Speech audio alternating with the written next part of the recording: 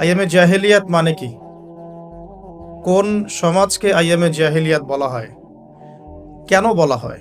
প্রথম কথা আমরা একটু শিখে নেই যে মধ্যযুগ কেন বলি আইয়ামে জাহেলিয়াতকে। প্রথম কারণ হচ্ছে ওই যুগে মানবতা বলে কিছু ছিল না। তাহলে এই যুগে কি আছে? অনেস্টলি আপনাকে জিজ্ঞাসা করছি আমি, আপনি বলেন না আমাকে, এই যুগে কি মানবতা বলতে আসলেই কিছু বাকি আছে? বাকি যাদের মধ্যে আছে সেই সব মানুষগুলোকে তো আমরা এখন ব্যঙ্গ করছি।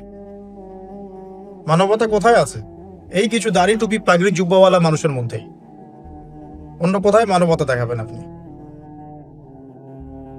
মানবতা ছিল না মধ্যযুগে। মধ্যযুগে ছিল না নারীর কোনো সম্মান। সত্যি সত্যি কি এখনকার সোকল্ড মডার্ন সিভিলাইজেশনের মধ্যে নারীর সম্মান আছে? এটা আপনি মিডিয়ার মধ্য দিয়ে আমাকে গেলাবেন, আমাকে গিলতে হবে? সত্যি আছে বাকি? অনেস্টলি স্পিকিং, আমাদের মা বোন, আমাদের দিনী বোন থেকে শুরু করে সমাজের টপ টু বটম, একদম লেস থেকে শুরু করে টপ পর্যন্ত সবখানে কি নারীর সম্মান চমৎকারভাবে দেয়া হচ্ছে? সত্যি কি তাই? আমরা নিজেদের সাথে প্রতারণা করব না। আমরা কোরআন এবং হাদিসের সাথে তো প্রতারণা করছি দীর্ঘ সময় থেকে। অ্যাটলিস্ট বিবেকের কাছে আমরা প্রতারণা করব না, বিবেকের সাথে আমরা প্রতারণা করব না। সত্যিকার অর্থেই নারীর সেই সম্মান এখন নাই, ফুল স্টপ। 3 নাম্বার, আইয়ামে জাহিলিয়াত কেন বলি? বিকজ ওই যুগে ছিল সুদ, ইকোনমিক সেকশন ছিল রিবা দিয়ে পরিপূর্ণ। তো আপনি কি আমাকে এখন রিবা মুক্ত একটা ওয়ার্ল্ড দেখাতে পারছেন? রিবা বা ইন্টারেস্ট মুক্ত, দুর্নীতি মুক্ত, ইকোনমিক সেকশনে করাপশন মুক্ত, ঘুষ মুক্ত, চাঁদাবাজি মুক্ত একটা ইকোনমিক সিস্টেম কি আপনি আমাকে দিতে পারবেন? এই বিশ্বে কি আসলেই এরকম কোন ইকোনমিক সিস্টেম বাকি আছে? ইকোনমি সম্পর্কে আমাদের পড়াশোনা এতই নিম্ন লেভেলের যে মানুষকে এখন বোঝাতে হয় যে গোল্ড দিনার অ্যান্ড সিলভার দিরহাম এটা ইসলামিক কারেন্সি। মানুষকে এটা বোঝাতে হয়। মানুষ আমাদের সমাজে তর্ক করে চাল দিয়ে ফেতরা দিবে না টাকা দিয়ে ফেতরা দিবে, এটা নিয়ে তর্ক হয়। পক্ষে বিপক্ষে তুলকালাম ঝগড়া হয়, কিন্তু তারা এটা রিয়েলাইজ করে না যে ইসলামিক কারেন্সি বলতে কি বোঝায়। কারেন্সির মধ্যেও সুদ আছে, পুরো ওয়ার্ল্ডের ব্যাংকিং সিস্টেমে সুদ আছে, হোক সেটা IMF বা ওয়ার্ল্ড ব্যাংক বা সেন্ট্রাল ব্যাংক বা এনজিওস, এভরি সিঙ্গেল সেকশন এখন সুদের আন্ডারে আছে। তাহলে আপনি কি আমাকে এই যুগটাকে খুব সভ্য যুগ বলবেন? কেন আইয়ামে জাহিলিয়াত বলা হয় সেটা আগে বলে নিচ্ছি। আইয়ামে জাহিলিয়াত কেন বলা হয়? বিকজ ওই যুগে ছিল জিনা আর ব্যভিচার আর মাদক আর জুয়া। তো আমরা এখন কোন জান্নাতি সমাজে আছি? এই যুগের মধ্যে কি জেনা নাই, ব্যভিচার নাই, ধর্ষণ, গুম খুন, সুদ ঘুষ দুর্নীতি করাপশন বা জুয়া, এগুলো কি এই যুগের মধ্যে নাই? আমরা তো বলি বিশ্বায়নের যুগ, তাহলে ওই সময়ে ওই পাপগুলো নিঃসন্দেহে একটা সংক্ষিপ্ত পরিসরে সীমাবদ্ধ ছিল। এখন এই পাপগুলোর গ্লোবালাইজেশন হয়েছে, দ্যাটস অল। তাহলে আমরা প্রথমে এতটুকু জানলাম যে কেন আমরা ওই সময়টাকে মধ্যযুগ বলি, বর্বর বলি, আইয়ামে জাহিলিয়াত কেন বলি। মোটা দাগে এগুলো ছিল সামাজিক এবং রাজনৈতিক সমস্যা। কিন্তু ধর্মীয় সমস্যা কি ছিল? শিরক। ওই যুগের মানুষ আল্লাহ পাকের একত্ববাদের সামনে মাথা নত করেনি। ওই যুগের মানুষ বহুত্ববাদী ছিল। চন্দ্র, সূর্য, গ্রহ, নক্ষত্র, গাছপালা, দেবদেবী, প্রতিমা এগুলোর পূজা করত। তো এই সমস্যাটা কি এখন নাই? আমরা নন মুসলিমদের কথা বলছি না, ইভেন মুসলিমদের মধ্যেও কি প্রবলেমসগুলো নাই? আচ্ছা, অনেক ইউনিভার্সিটিস আমাদের সমাজে আছে, স্কুল কলেজ। শিরক আলাদা ডিপার্টমেন্ট কোথায় আছে? তাওহীদ এই ডিপার্টমেন্ট কোথায় আছে? একটা মজার কথা বলি, সেটা হলো আমরা যারা কোরআন হাদিস পড়ি, পড়াই, আলেম তালেবে ইলম, সবাই হাদিসটা জানি যে শেষ জামানার সবচেয়ে বড় ফিতনা হলো মাসিহুদ দাজ্জাল। পৃথিবীর কোনো ইউনিভার্সিটিতে দাজ্জালকে নিয়ে পড়ানো হয় না, অথচ এটা পৃথিবীর সবচেয়ে বড় ফিতনা হবে সামনে। তো আমি এখানে আপনাদের কনফিডেন্স ভাঙতে আসি নাই, মেরুদণ্ড ভাঙতে আসি নাই। আমি কয়েকটা জায়গায় আপনাদের দৃষ্টি নিবদ্ধ করতে এসেছে। আইয়ামে জাহেলিয়া যে যুগটাকে আমরা বলতাম, এখন কিন্তু তার চেয়ে কোনো ভালো যুগে আমরা বসবাস করছি না। হ্যাঁ, উন্নতি হয়েছে আমাদের কোন কোন ক্ষেত্রে, জনসংখ্যা বেড়েছে, আমাদের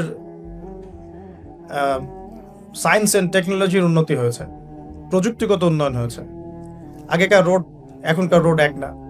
এখন আমরা ফ্লাই করি, আমরা এক্সপোর্ট ইম্পোর্ট করি, আমরা মহাকাশ জয় করেছি, আমরা সাগর জয় করেছি, পাহাড় জয় করেছি, এগুলো তো হচ্ছে। সত্যিকার অর্থে বিজয় কাকে বলে এটাও আমাদেরকে ভাবতে হবে। এই সামগ্রিক সভ্যতা নিয়ে যদি কাল কিয়ামতের মাঠে আমরা জান্নাতে যেতে না পারি, তাহলে কি আমরা বলবো আমরা বিজয়ী ছিলাম? আল্লাহ পাক কি বলছেন? আল্লাহ পাক বলছেন, ফামান যুহজিহা আনিন নারি ওয়া উদখিলাল জান্নাতা ফাকাদ ফাজ। আদম আলাইহিস সালাম থেকে শুরু করে শেষ নবী মুহাম্মদ সাল্লাল্লাহু আলাইহি ওয়াসাল্লামের উম্মত পর্যন্ত, এই যে কোটি কোটি মিলিয়ন বিলিয়ন মানুষের মধ্যে যারাই পুলসিরাত পার হতে পারবে, জাহান্নাম থেকে বাঁচতে পারবে, জান্নাতে যেতে পারবে, ফাকাদ ফাজ, তারা সফল। তো আমরা এখানে ডেফিনেশন অফ সাকসেসও পাচ্ছি।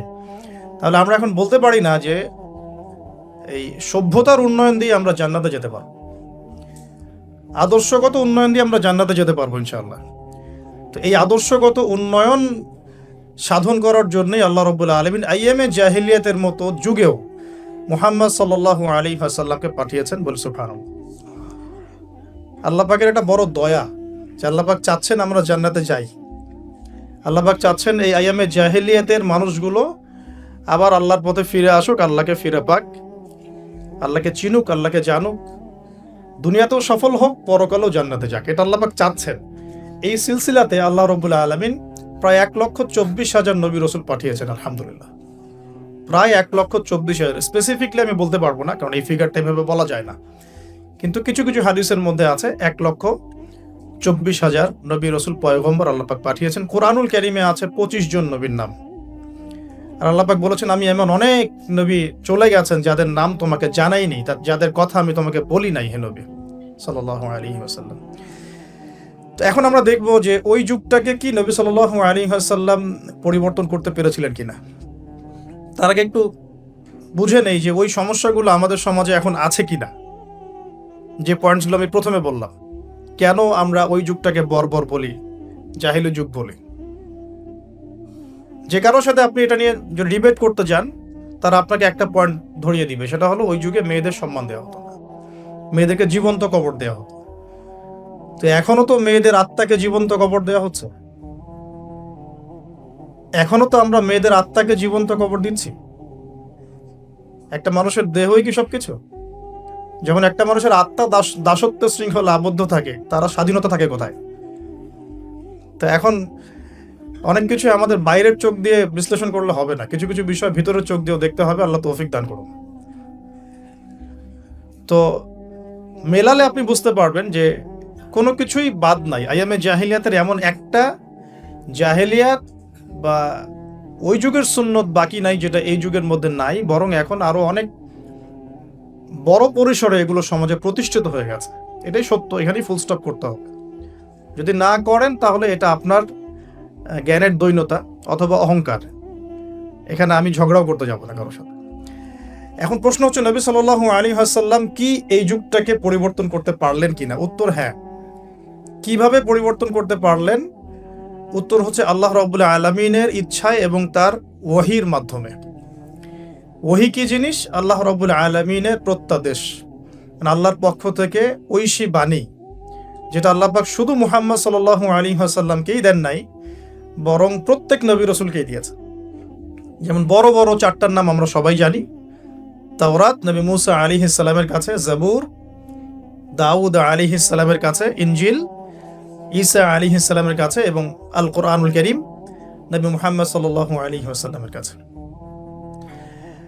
আল্লাহ পাক কোরআনের সাথে আরো একটা জিনিস দিলেন, সেটা হলো নবী সাল্লাল্লাহু আলাইহি ওয়াসাল্লামের সুন্নাহ।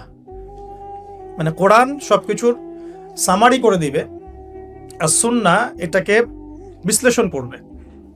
ফর এক্সাম্পল, আল্লাহ পাক কোরআনের প্রায় 85 জায়গায় বলেছেন, বা সম্ভবত পরিসংখ্যানটা আরো বেশি হতে পারে, যে আকিমুস সালাহ ওয়া আতুজ যাকাহ, তোমরা সালাত কায়েম করো এবং যাকাত প্রদান করো।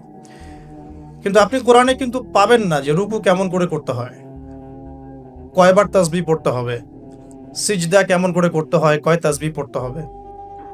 হ্যাঁ, আপনি প্রথম রাকাতে সূরা ফাতিহার পর কি পড়বেন, কিভাবে রুকু করবেন, কতটুকু অ্যাঙ্গেলে মাথাকে নোয়াবেন, সিজদায় আপনার হেড পজিশন কোথায় থাকবে, এই বিষয়গুলো কিন্তু ভেঙে ভেঙে কোরআনে কোথাও নাই।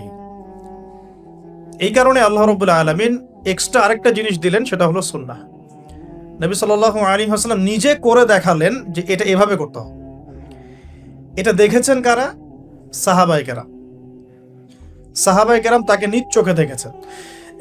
সাহাবা কাকে বলে? যারা নবী সাল্লাল্লাহু আলাইহি ওয়াসাল্লামকে স্বচক্ষে দেখেছেন এবং ঈমান এনেছেন, মুমিন অবস্থায় ইন্তেকাল করেছেন। নবীকে কিন্তু আবু জেহেলও দেখেছিল, তাই বলে আবু জেহেল তো সাহাবী নয়। আবু জেহেল কি সাহাবী?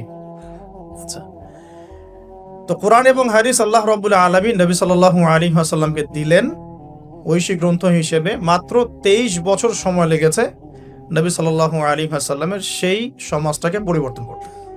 কোন সমাজ? যেই সমাজটা এই যুগের সব নোংরামি একত্রিত করলে যে সমাজটা হবে, সেই সমাজ।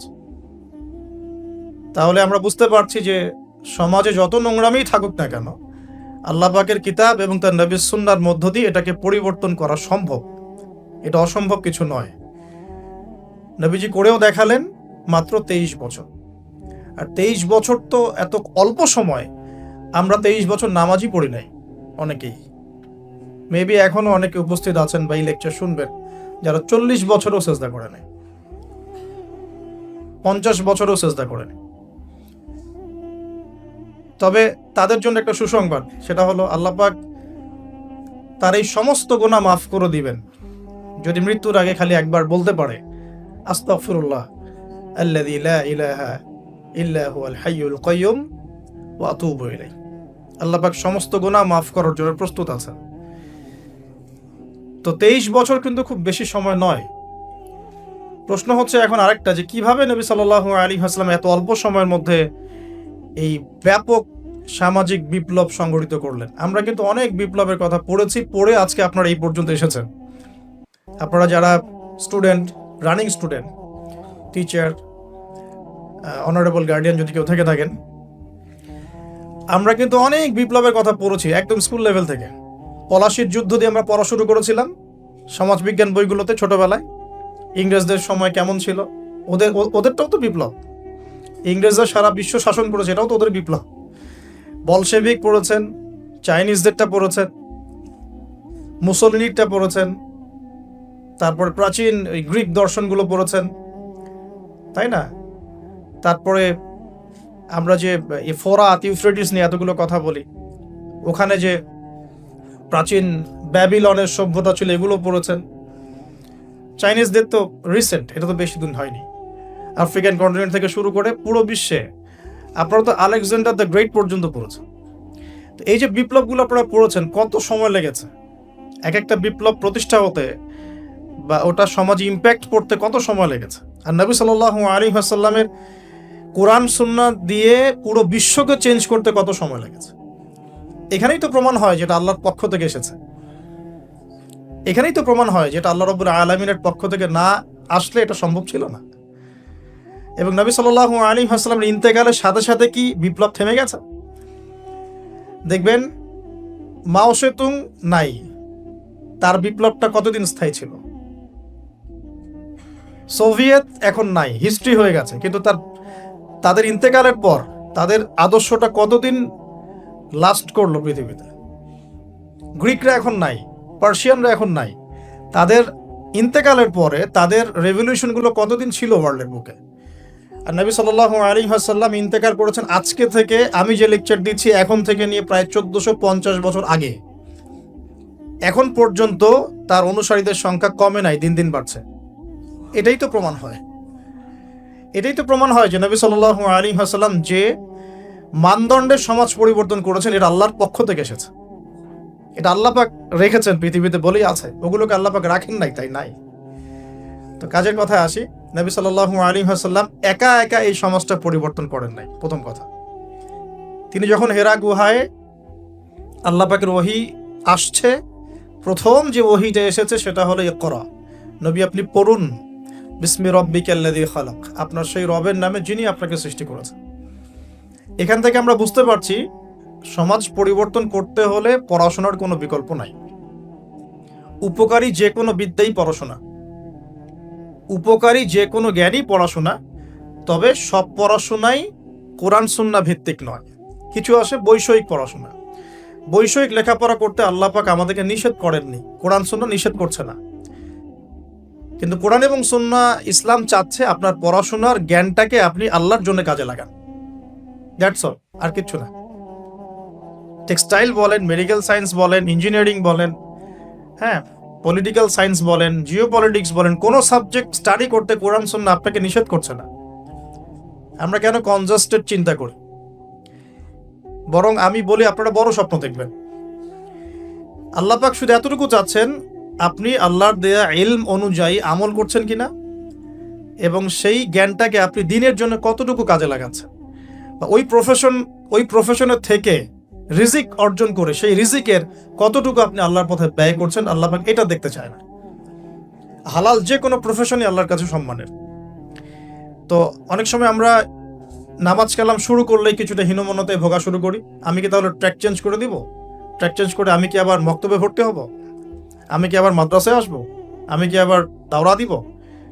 সবাই সবকিছু করতে পারবে না। আর সবাইকে আল্লাহ পাক সবকিছু করতে বলেন উনি। সমাজে নির্দিষ্ট একটা অংশের মানুষকে আল্লাহ পাক বলেছেন যে তারা দ্বীনের জ্ঞান চর্চা করবে, তারা বড় বড় আলেম হবে, মুজতাহিদ হবে, ফকিহ হবে, মুহাদ্দিস মুফাসসির হবে, তারা বাকি জনগণকে লিড দিবে ধর্মতাত্ত্বিক ক্ষেত্রে। এবং যে যে প্রফেশনে থাকবে সেখানে যদি তারা সৎ থাকে, তাদের কাজে অনেস্ট থাকে এবং ওই রিজিকটাকে আল্লাহর পথে ব্যয় করে, ওই জ্ঞানটাকে আল্লাহর জন্য কাজে লাগায়, ইনশাআল্লাহ দুনিয়াতেও সফল হবে, পুরো জাতি ঐক্যবদ্ধভাবে জান্নাতে যাবে ইনশাআল্লাহ। অনেক জাতি কিন্তু একসাথে জান্নাতে যাবে, কারণ তারা সেভাবেই তাদের দুনিয়ার জীবনটাকে সাজিয়েছিল। তো নবী সাল্লাল্লাহু আলাইহি ওয়াসাল্লাম একা করেন নাই, সাহাবীদেরকে নিয়ে করেছেন। প্রথম ওহীটা এসেছে পড়াশোনা কেন্দ্রিক। সো আমাদের সবাইকে প্রচুর পড়াশোনা করতে হবে, এটা আমার প্রথম নসিহা আজকে। আমাদের সবাইকে প্রচুর পড়াশোনা করতে হবে। প্রচুর প্রচুর মানে আমি কত প্রচুর বোঝাচ্ছি এটা আমি নিজেও ব্যাখ্যা করতে পারবো না আপনাকে। জাস্ট এতটুকু বলবো যে এখন আমার কাছে যা মনে হয় যে কোরআন এবং সুন্নাহর এই জ্ঞানের যে সাগর, এখানে আমি কেবল হাতড়ে বেড়াচ্ছি, ভালো করে সাঁতারও কাটতে পারছি না। ডুব দিয়ে নিচ থেকে মণিমুক্তা তোলা তো আমার জন্য অনেক বহুত দূর কি বাত, মানে এটা বলে না যে বহুত দূর কি বাত। তো এটা অনেক গভীর। আমরা দুই একটা চটি বই পড়ে নিজেদেরকে অনেক বড় কিছু ভাববো না। আমরা কয়েকটা বইয়ের অনুবাদ পড়েই নিজেকে অনেক বড় কিছু ভাববো না। ওইদিকে আমি পড়ে আসছি কিভাবে পড়াশোনা করব। আমাদের পড়াশোনা করতে হবে অনেক বেশি। যে পড়াশোনাগুলো আপনারা করছেন এগুলো তো করবেনই, পাশাপাশি ইসলাম জানার জন্যও 4টা 5টা 10টা বই যথেষ্ট না। ক্লাসিক্যাল সিলেবাস ফলো করে পড়াশোনা করতে হবে। তো আমরা প্রথম শিখলাম নবী সাল্লাল্লাহু আলাইহি ওয়াসাল্লাম সামাজিক এই জাহেলিয়াত দূর করার জন্য আগে জ্ঞান চর্চার তাগাদা দিয়েছেন। এটা আল্লাহ পাকের ওহী এবং রাসূল সাল্লাল্লাহু আলাইহি ওয়াসাল্লামও বলেছেন, তলাবুল ইলমি ফরিদাতুন আলা কুল্লি মুসলিম। তো সবাই জানেন মাশাআল্লাহ, প্রত্যেক মুসলমানের উপরে জ্ঞান অর্জন করাটা ফরজ করা হয়েছে। এটা নফল কিছু নয়, ফরজ। এখন নবী সাল্লাল্লাহু আলাইহি ওয়াসাল্লাম ওহী নিয়ে বাসায় চলে আসলেন। খাদিজা রাদিয়াল্লাহু আনহা তাকে সান্ত্বনা দিলেন যে আপনার কোনো টেনশন নাই, আপনি ভয় পায়েন না, ইত্যাদি ইত্যাদি। ওয়ারাকা বিন নাফেলের কাছে নিয়ে যাওয়া হয়েছে। ওয়ারাকা বিন নাফেল তিনি বলেছেন যে তোমার কাছে যে ফেরেশতা এসেছিল তার নাম নামুস বা জিবরাইল আলাইহিস সালাম, যে নবী মুসা আলাইহিস সালামের কাছেও এসেছিল। তবে এখন তোমাকে তোমার কওম বের করে দিবে, এখন তোমাকে তোমার কওম বের করে দিবে। যদি আমি ওই দিন জীবিত থাকি যেদিন তোমার কওম তোমাকে বের করে দিবে, আমি তোমাকে বড় রকম সাহায্য করব। এই কথাটা বলেছেন ওয়ারাকা বিন নওয়াফেল। সহিহ বুখারীর 2য় পৃষ্ঠায় এটা আছে, ওহী অধ্যায়ে। নবী সাল্লাল্লাহু আলাইহি ওয়াসাল্লাম অবাক হয়েছিলেন এই সময়, জিজ্ঞাসা করেছিলেন যে আওয়া মুখরিজিয়া, তারা কি আমাকে বের করে দিবে? আওয়া মুখরিজিয়াহুম, তারা কি আমাকে বের করে দিবে? তো ওয়ারাকা বিন নাফেল বলেছিলেন এর আগে যার কাছেই এই ফেরেশতা এসেছেন তাকেই তার কওম বের করে দিয়েছে। এখান থেকে একটা মন শক্ত করা কথা শুনতে হবে, সেটা হচ্ছে যদি আপনি সত্যিকারের ওহী কোরআন এবং সুন্নাহর উপর থাকতে চান তাহলে সমাজ আপনাকে স্বাভাবিকভাবে মেনে নিবে না, বিকজ সমাজটা জাহিলিয়াতের। আপনি রিবার এগেনস্টে কথা বলবেন, তারা আপনাকে মেনে নিবে না। আপনি পুরো বিশ্বে মুসলিমদের উপর যে নির্মম নির্যাতন, এর এগেনস্টে কথা বলবেন, তারা আপনাকে মেনে নিবে না। আপনি ধর্মতাত্ত্বিক ক্ষেত্রে মুসলিমদের মধ্যে যে সমস্যাগুলো নিয়ে কথা বলবেন, সবাই আপনাকে বন্ধুরূপে গ্রহণ করবে না। যদি তাদের ক্ষমতা থাকে তাহলে আপনাকে বেরো করে দিতে পারে, যদি ক্ষমতা না থাকে তাহলে মনে মনে হিংসা করতে পারে, ট্র্যাপে ফেলতে পারে, অনেক কিছুই করতে পারে। এটা হচ্ছে দলিল যে ওয়ারাকা বিন নাফেল প্রথম এই কথাটা বলেছিলেন, এবার তো তোমার কম তোমাকে বের করে দিবে। আপনি বাসায় গিয়ে আজকে সহিহ বুখারী খুলে দেখেন, এটা হচ্ছে ওহী আসার বাস্তবতা। যাদের কাছে ওহী এসেছে এবং যাদের কাছে ওহীর জ্ঞান আছে তাদেরকে সবাই বন্ধুরূপে গ্রহণ করবে না। ইভেন আপনিও যদি এখন ইসলাম 100% ফলো করার চেষ্টা করতে থাকেন, আপনি আপনার পরিবারের মধ্যেই এক ঘরে হয়ে যেতে পারেন। আপনি আপনার পরিবারের মধ্যেই প্রবলেম ফেস করতে পারেন, সোসাইটিতে করতে পারেন। আমি তো অবাক হচ্ছি যে একটা শিক্ষা প্রতিষ্ঠানে এ ধরনের প্রোগ্রামের আয়োজন করা হচ্ছে। কয়টা শিক্ষা প্রতিষ্ঠান বাংলাদেশে আছে যেখানে বসে এই ধরনের কথা বলা যায়? অনেস্টলি স্পিকিং বলেন, 1%, 2%, 5%? আল্লাহ কবুল করেন, দোয়া করি। এই জন্য আমি কঠিনভাবে কথাগুলো বলে যাচ্ছি, কারণ সবসময় সব সুযোগ হয়ে ওঠে না। ওহীর জ্ঞান এমন একটা জিনিস যেটা সবাই বন্ধুরূপে গ্রহণ করেন। কিন্তু নবী সাল্লাল্লাহু আলাইহি ওয়াসাল্লাম কি থেমে গিয়েছেন? উত্তর না। তিনি এবার তার ট্যাকটিকটা দেখেন, কিভাবে তিনি 23 বছর এটা করেছেন, মাত্র 23 বছর। প্রথমত তিনি কি করেছেন? কাছের মানুষদেরকে আগে দাওয়াত দিয়েছে। তাহলে দিন আগে নিজে যখন পালন করবেন, বুঝবেন, আমল করবেন, এটা প্রথম কাজ। জ্ঞান অর্জন করার পর এরপরে আপনার কাছের মানুষদেরকে দিনের দাওয়াত দিতে হয়। কাছের মানুষ মা, বাবা, স্ত্রী, সন্তান, বন্ধু বান্ধব ইত্যাদি। নবী সাল্লাল্লাহু আলাইহি ওয়াসাল্লামের দাওয়াতে প্রথম ইসলাম কবুল করেছেন কারা? খাদিজা রাদিয়াল্লাহু আনহা, কাছের মানুষ, স্ত্রী। আবু বকর সিদ্দিক রাদিয়াল্লাহু আনহু, প্রায় বন্ধু মানুষের মতোই, আগে থেকে পরিচয় ছিল। তারপরে তার ছোট ভাই আলী ইবনে আবি তালেব, কাজিন। তার আরেক কাজিন জাফর ইবনে আবি তালেব। বাসায় ছিলেন একজন পালক পুত্র যায়েদ ইবনে হারেসা। এরপরে আস্তে আস্তে আবু বকর সিদ্দিকের দাওয়াতের মধ্য দিয়ে উসমান বিন আফফান, তালহা বিন উবাইদুল্লাহ, সাঈদ ইবনে আবি ওয়াক্কাস, আব্দুর রহমান বিন আউফ, তারপরে আবু উবাইদা ইবনে জাররাহ, আব্দুল্লাহ বিন মাসউদ, আস্তে আস্তে এভাবে ছড়িয়ে পড়তে লাগলো। তাহলে দাওয়াতের বা ইসলাম প্রচার করার, প্রসার করার, প্রতিষ্ঠা করার সুন্নাহটা কেমন? নিজে জ্ঞান অর্জন করে আমল শুরু করা, কাছের মানুষদেরকে দাওয়াত দেয়া। আমরা কিন্তু নবীর সুন্নাহ মেনে চলতে চাচ্ছি না দিন প্রতিষ্ঠা করার ক্ষেত্রে। আমরা ইনস্ট্যান্ট রেজাল্ট চাই। হ্যাঁ, আমি চাই যে রাতারাতি সব পরিবর্তন করতে। এভাবে কখনো হয়নি, কিয়ামত পর্যন্ত হবে বলে মনে হচ্ছে না।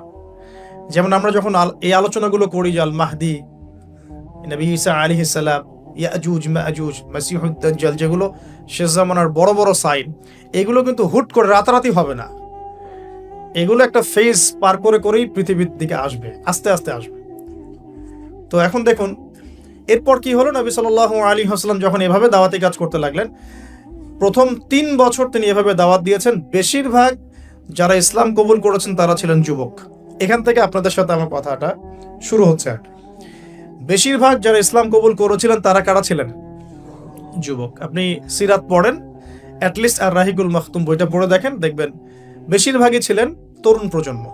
কেন তরুণ প্রজন্ম? বিকজ তরুণদেরকে আল্লাহ পাক একটা বলবো আবেগের সাম্যাবস্থা দিয়েছে। এটা কেমন? মানে তারা যদি খারাপ পথে যায় তাহলে খুব খারাপ পথেই চলে যায়। তারা যদি ভালো পথে আসতে চায় খুব ভালো পথে চলে আসে। তারা চ্যালেঞ্জ গ্রহণ করতে পারে, খোলা মনে সিদ্ধান্ত নিতে পারে। অনেক সময় আবেগকে প্রশ্রয় দেয়, আবেগে কখনো ভুল সিদ্ধান্ত নেয়, কখনো কিন্তু সঠিক সিদ্ধান্ত নেয়। তো তরুণদের মধ্যে একটা চ্যালেঞ্জ গ্রহণ করার মানসিকতা থাকে যে ঠিক আছে, আমি ইসলামের পথে থাকবো, পরিবার আমাকে না সহ্য করে না করুক। এই জিনিসটা 40-50 বছর একটা মানুষ করতে পারে না। সে চিন্তা করে যে না, তারা আমার ছেলে মেয়ে, তাদেরকে নিয়ে ব্যালেন্স করে চলতে হবে ইত্যাদি ইত্যাদি। তারা মাঝ রাস্তায় খোঁজার চেষ্টা করে, কিন্তু তরুণরা হয় ডান না হলে বাম, যে কোনো একদিকে চলুন। দেখবেন অনেক তরুণ ভাই আছেন যারা পুরোপুরি মাদকের সাথে সম্পৃক্ত, মাদকাসক্ত, ওখান থেকে বের করা সো ভেরি ডিফিকাল্ট। আবার অনেক তরুণ প্রজন্ম আছে যারা মাদক কখনো হাতই দেয় না। আপনি এরকম দুটো প্রজন্ম দেখবেন বাংলাদেশে। কেউ কখনো জুয়ার আসরে কখনোই বসে নাই, আর কারো জুয়া না খেললে ঘুম আসে না। কেউ তাহাজ্জুদ ছাড়া ঘুমাচ্ছেন না, আর কেউ মসজিদে যায়ই নাই কখন। একটা দৈন্যতা আছে, মেরুকরণ আমাদের দেশের তরুণ প্রজন্মের মধ্যে। তবে এটা আমাদের জন্য ভালো সংবাদ যে আলহামদুলিল্লাহ দিন দিন তরুণ প্রজন্মের মধ্যে একটা পরিবর্তন আসছে। এটা আল্লাহ পাকের খাস রহমত, আল্লাহ পাক তাদেরকে যেন কবুল করেন, দোয়া করি আমি। এখন সমাজ কি থেমে থাকলো? না, সমাজ কিন্তু এটা ভালো করে মেনে নিল না। এবার শুরু হলো তাদের প্রতি অত্যাচার, ফিজিক্যাল টর্চার, মেন্টাল টর্চার, অর্থনৈতিক অত্যাচার, কোনো কোনো ক্ষেত্রে পরিবার বের করে দিল। মুসআব বিন উমাইরের জীবনী পড়ে দেখেন, ওসমান বিন আফফান রাদিয়াল্লাহু আনহুর জীবনী পড়ে দেখেন, জাফর ইবনে আবি তালেবেরটা পড়েন, আলী ইবনে আবি তালেবের জীবনী পড়েন দেখেন, বেলাল ইবনে রাবাহ তার জীবনী পড়ে দেখেন, সুমাইয়া রাদিয়াল্লাহু আনহারটা পড়েন, খাব্বাব রাদিয়াল্লাহু আনহুরটা পড়েন, তারপরে ইয়াসির পরিবারেরটা পড়েন। হ্যাঁ, মানে আসলে সাহাবীদের মধ্যে খুব কম সংখ্যক সাহাবী এমন ছিলেন যাদেরকে কোনো রকম নির্যাতন ফেস করতে হয় নাই। তো এরপরেও দাওয়াত থেমে যায় নাই, দাওয়াত চলতে লাগলো।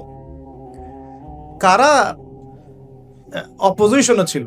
আবু জাহেল, আবু লাহাব, উতবা, শাইবা, রবিআ, সাআদাতু কুরাইশ, অর্থাৎ কুরাইশদের সর্দার যারা, তারা কি আল্লাহকে বিশ্বাস করতো না? উত্তর হ্যাঁ করতো। হ্যাঁ, তারা আল্লাহকে বিশ্বাস করতো। ইভেন তারা হজও করত। তখন হজমরাও ছিল বিকৃত। তারা আল্লাহকে বিশ্বাস করতো, আল্লাহর জন্য নজর মানত করতো, কুরবানি করতো, সবই করতো। তাহলে সমস্যা কোথায় ছিল?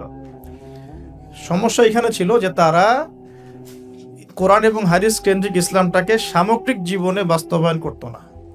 তারা আল্লাহকে বিশ্বাস করতো, আল্লাহর দাসত্ব করতো না। আল্লাহ বলতে একজন আছেন, উপরওয়ালা একজন আছেন, এটা তারা বিশ্বাস করতো, কিন্তু তারা বাস্তবে এটাকে আমল করে দেখাতো না, দাসত্বটা করতো না। এখন এই বিষয়গুলো যখন চলতে লাগলো, এক পর্যায়ে নবী সাল্লাল্লাহু আলাইহি ওয়াসাল্লাম সাহাবীদেরকে আবিসিনিয়ায় চলে যেতে বলেছেন যখন নির্যাতন বাড়তে লাগে। আবিসিনিয়া কোন জায়গা? এখন জিওপলিটিক্স তো আপনারা পড়েন, জানি। এখনকার ইথিওপিয়া না, ইরিত্রিয়া, এখনকার ইরিত্রিয়া। এই জায়গায় একজন বাদশা ছিলেন, তার নাম বাদশা নাজাশী।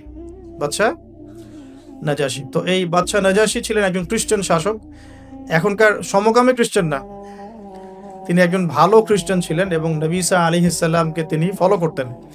তিনি সাহাবীদেরকে আশ্রয় দিয়েছেন, আলহামদুলিল্লাহ। এটা আল্লাহ পাকের পরিকল্পনা ছিল। এখানে তারা কোনো সমস্যা ফেস করেন নাই। 2 দফা সাহাবীরা সেখানে হিজরত করেছেন। নবী সাল্লাল্লাহু আলাইহি ওয়াসাল্লাম বলেছিলেন সেখানে একজন এমন রাজা আছেন যিনি, যার রাজ্যে কেউ জুলুমের শিকার হয় না। তো এদিকে মক্কার অবস্থা খারাপ হতে লাগলো, আবিসিনিয়ায় হিজরত হলো। এই সময়টুকুর মধ্যে আল্লাহ পাক আরো কিছু যুবককে ইসলাম কবুলের সৌভাগ্য দিলেন। তার মধ্যে অন্যতম একজন হচ্ছেন হামজা রাদিয়াল্লাহু আনহু, যার নাম আপনারা জানেন। জাস্ট আজকে বাসায় গিয়ে তার জীবনীটা পড়ে দেখবেন কিভাবে তিনি ইসলাম কবুল করলেন। আমি সেগুলো বলতে যাচ্ছি না, অন্যান্য লেকচারগুলোতে বলেছিলাম। আরেকজন হচ্ছেন ওমর ইবনুল খাত্তাব। ওমর ইবনুল খাত্তাব, তার ব্যাপারে শুধু এতটুকু বলবো, তিনি ইসলাম কবুল করে যখন কাবা ঘরের সামনে গিয়েছেন, তাকে মানুষ মারা শুরু করেছে। তো তখন তাকে একজন পরামর্শ দিচ্ছিল যে তুমি কি আফালা কুনতা কাতামত, তাকে বলা হচ্ছে তুমি কি তোমার ইসলাম কবুলের বিষয়টা গোপন রাখতে পারতে না? যেমন আমরা বলি হিকমা অবলম্বন করতে পারতে না? তো তিনি বলেছিলেন যে ওয়াল্লাহি, আল্লাহর কসম করে বলছি, লাউফাররিকান্নাল হাক্কা মিনাল বাতিল কামা ফাররাকাল্লাহু বাইনাল লাইলি ওয়ান নাহার। তিনি বলছিলেন যে আমি আল্লাহর কসম করে বলছি, আমি অবশ্যই সত্য আর মিথ্যাকে আলাদা করে দিব, ঠিক যেভাবে আল্লাহ পাক রাত থেকে দিনকে আলাদা করে দেন। এরপর তার নাম হয়েছে আল ফারুক, মানে পার্থক্যকারী। ওমর আল ফারুক আমরা এই কারণে বলি, ওমর আল ফারুক মানে পার্থক্যকারী।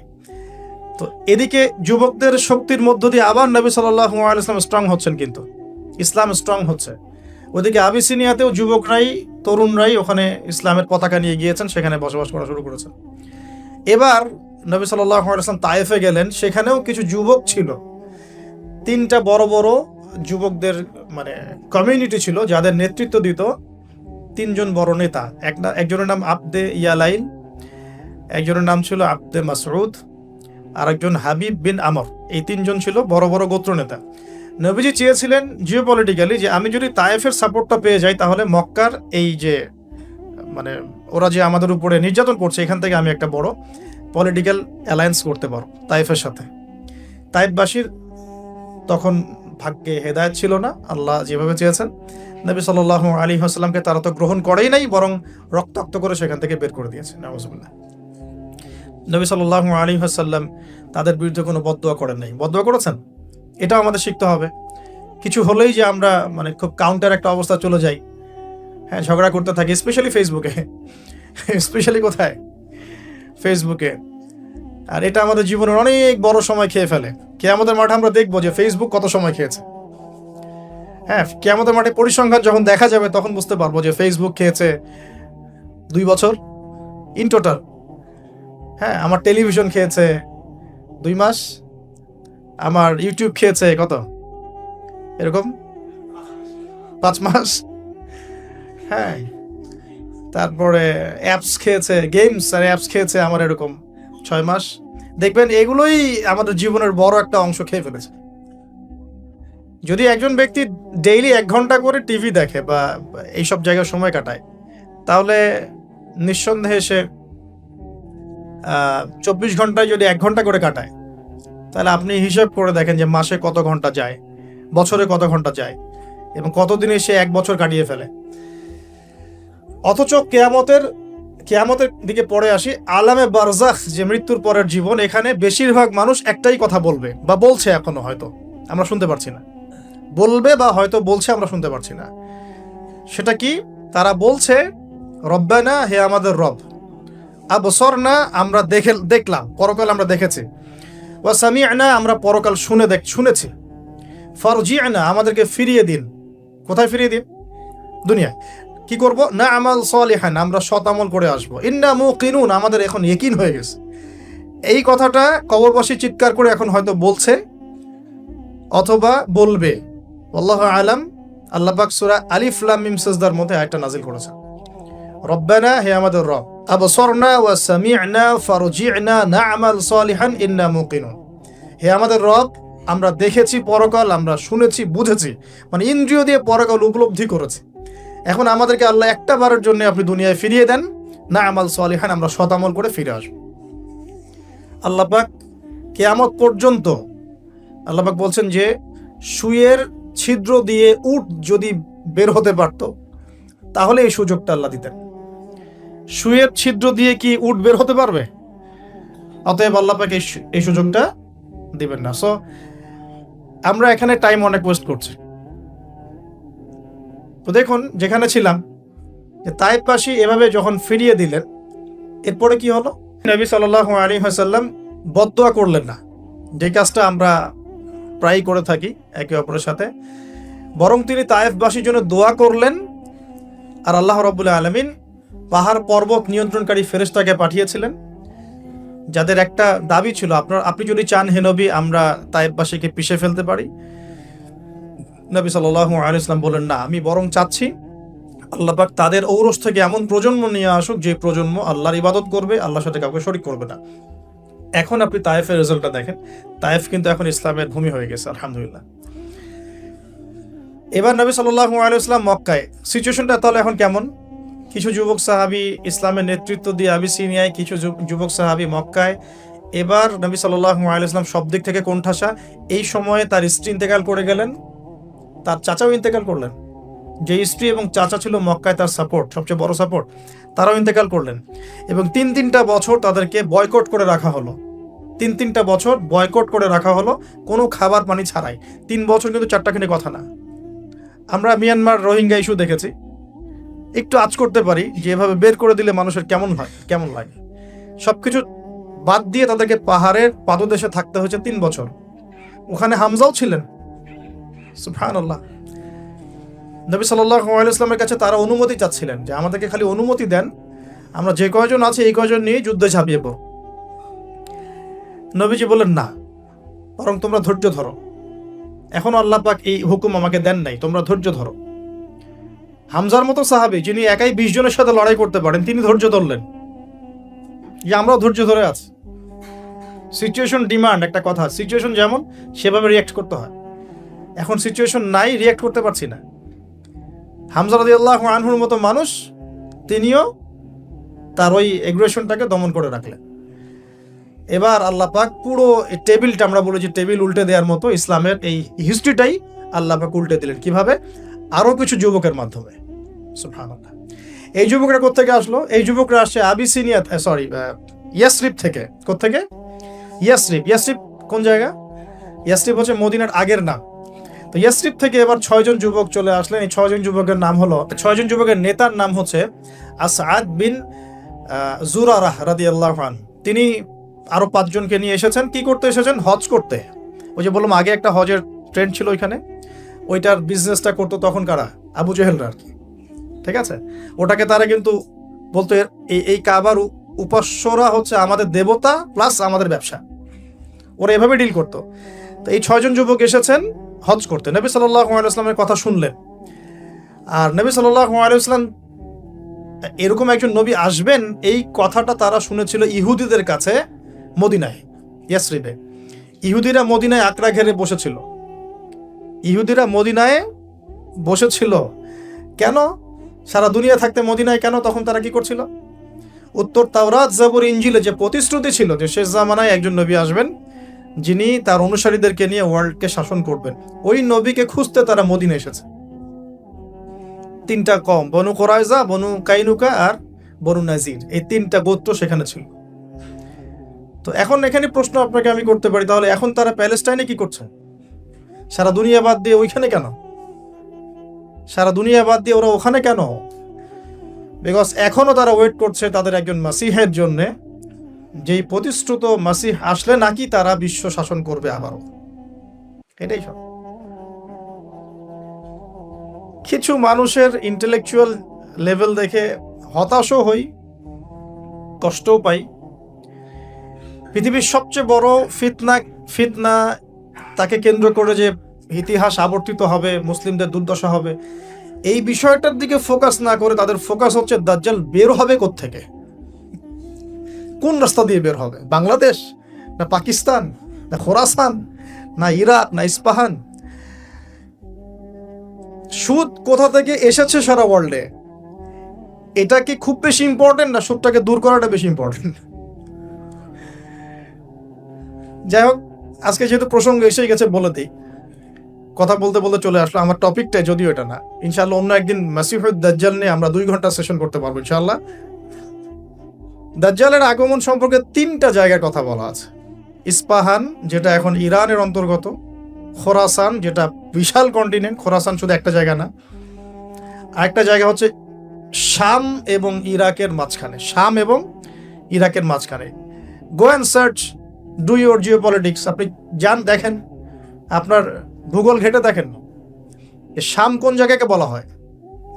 শাম কি শুধু সিরিয়াকে বলা হয়?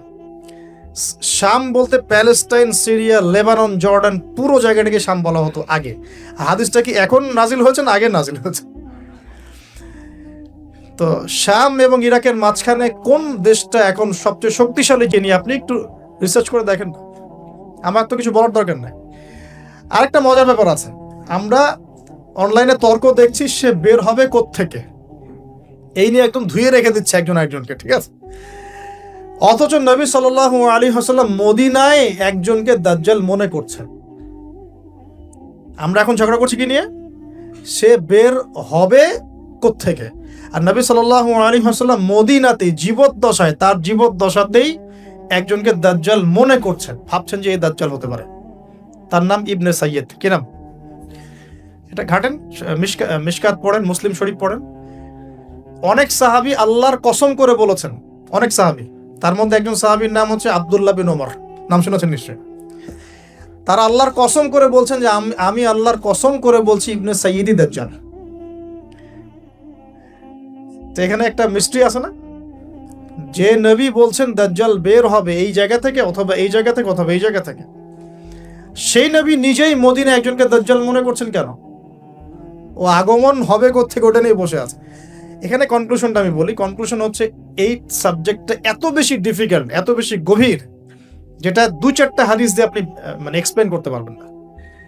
এর সাথে আপনার জিওপলিটিক্স লাগবে, ইকোনমিক্স লাগবে, জিউসদের হিস্ট্রি লাগবে, তাওরাতে ওদের মাসিহের প্রতিশ্রুতি লাগবে, আরো অনেক বিষয় আছে। সবকিছু একসাথে করার পরে আপনার একটা কনক্লুশন আসতে পারেন।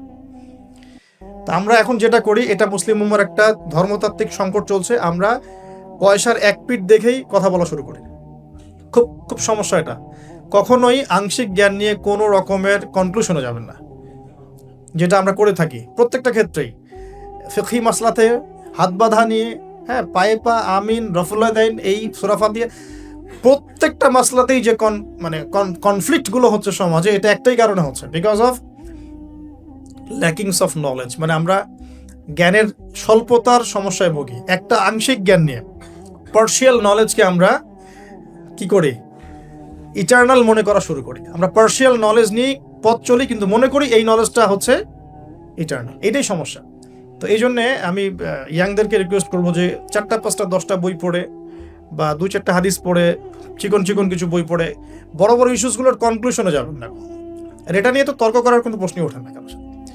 তো যেটা বলছিলাম, জিউসরা এখানে তাহলে কি করছিল? জিউসরা মদিনায় নবীর অপেক্ষাই করছিল, শেষ নবী মুহাম্মদ সাল্লাল্লাহু আলাইহি ওয়াসাল্লামের অপেক্ষা করছিল। ওই ইয়াসরিবের যুবকরা কিন্তু শুনেছিল ইহুদিদের কাছে যে কে আসবেন, মুহাম্মদ সাল্লাল্লাহু আলাইহি ওয়াসাল্লাম বা একজন শেষ নবী আসবেন। তারা তো নাম জানতো না, নাম জানতো? তারা এতটুকু জানতো, তাওরাতে লেখা ছিল সেই নবীর নাম হচ্ছে আহমদ। কি নাম? আহমদ। এবার নবী সাল্লাল্লাহু আলাইহি ওয়াসাল্লাম আবার আরো একবার শক্তিশালী হলেন, কার মধ্য দিয়ে? এই যুবকদের মধ্য দিয়ে। 6 জন যুবক, মাত্র 6 জন। এই 6 জন তারা আবার মদিনায় ফিরে গেলেন, পরের বছর 12 জনকে নিয়ে আসলেন। এবার এই 12 জনের সাথে নবীজি আরো একজনকে পাঠিয়ে দিলেন, তার নাম হচ্ছে মুসআব বিন উমাইর, যার কথা আমি বলছিলাম উহুদের যুদ্ধে যিনি শহীদ হয়েছেন। উহুদের যুদ্ধে শহীদ সেই সাহাবী মুসআব বিন উমাইর।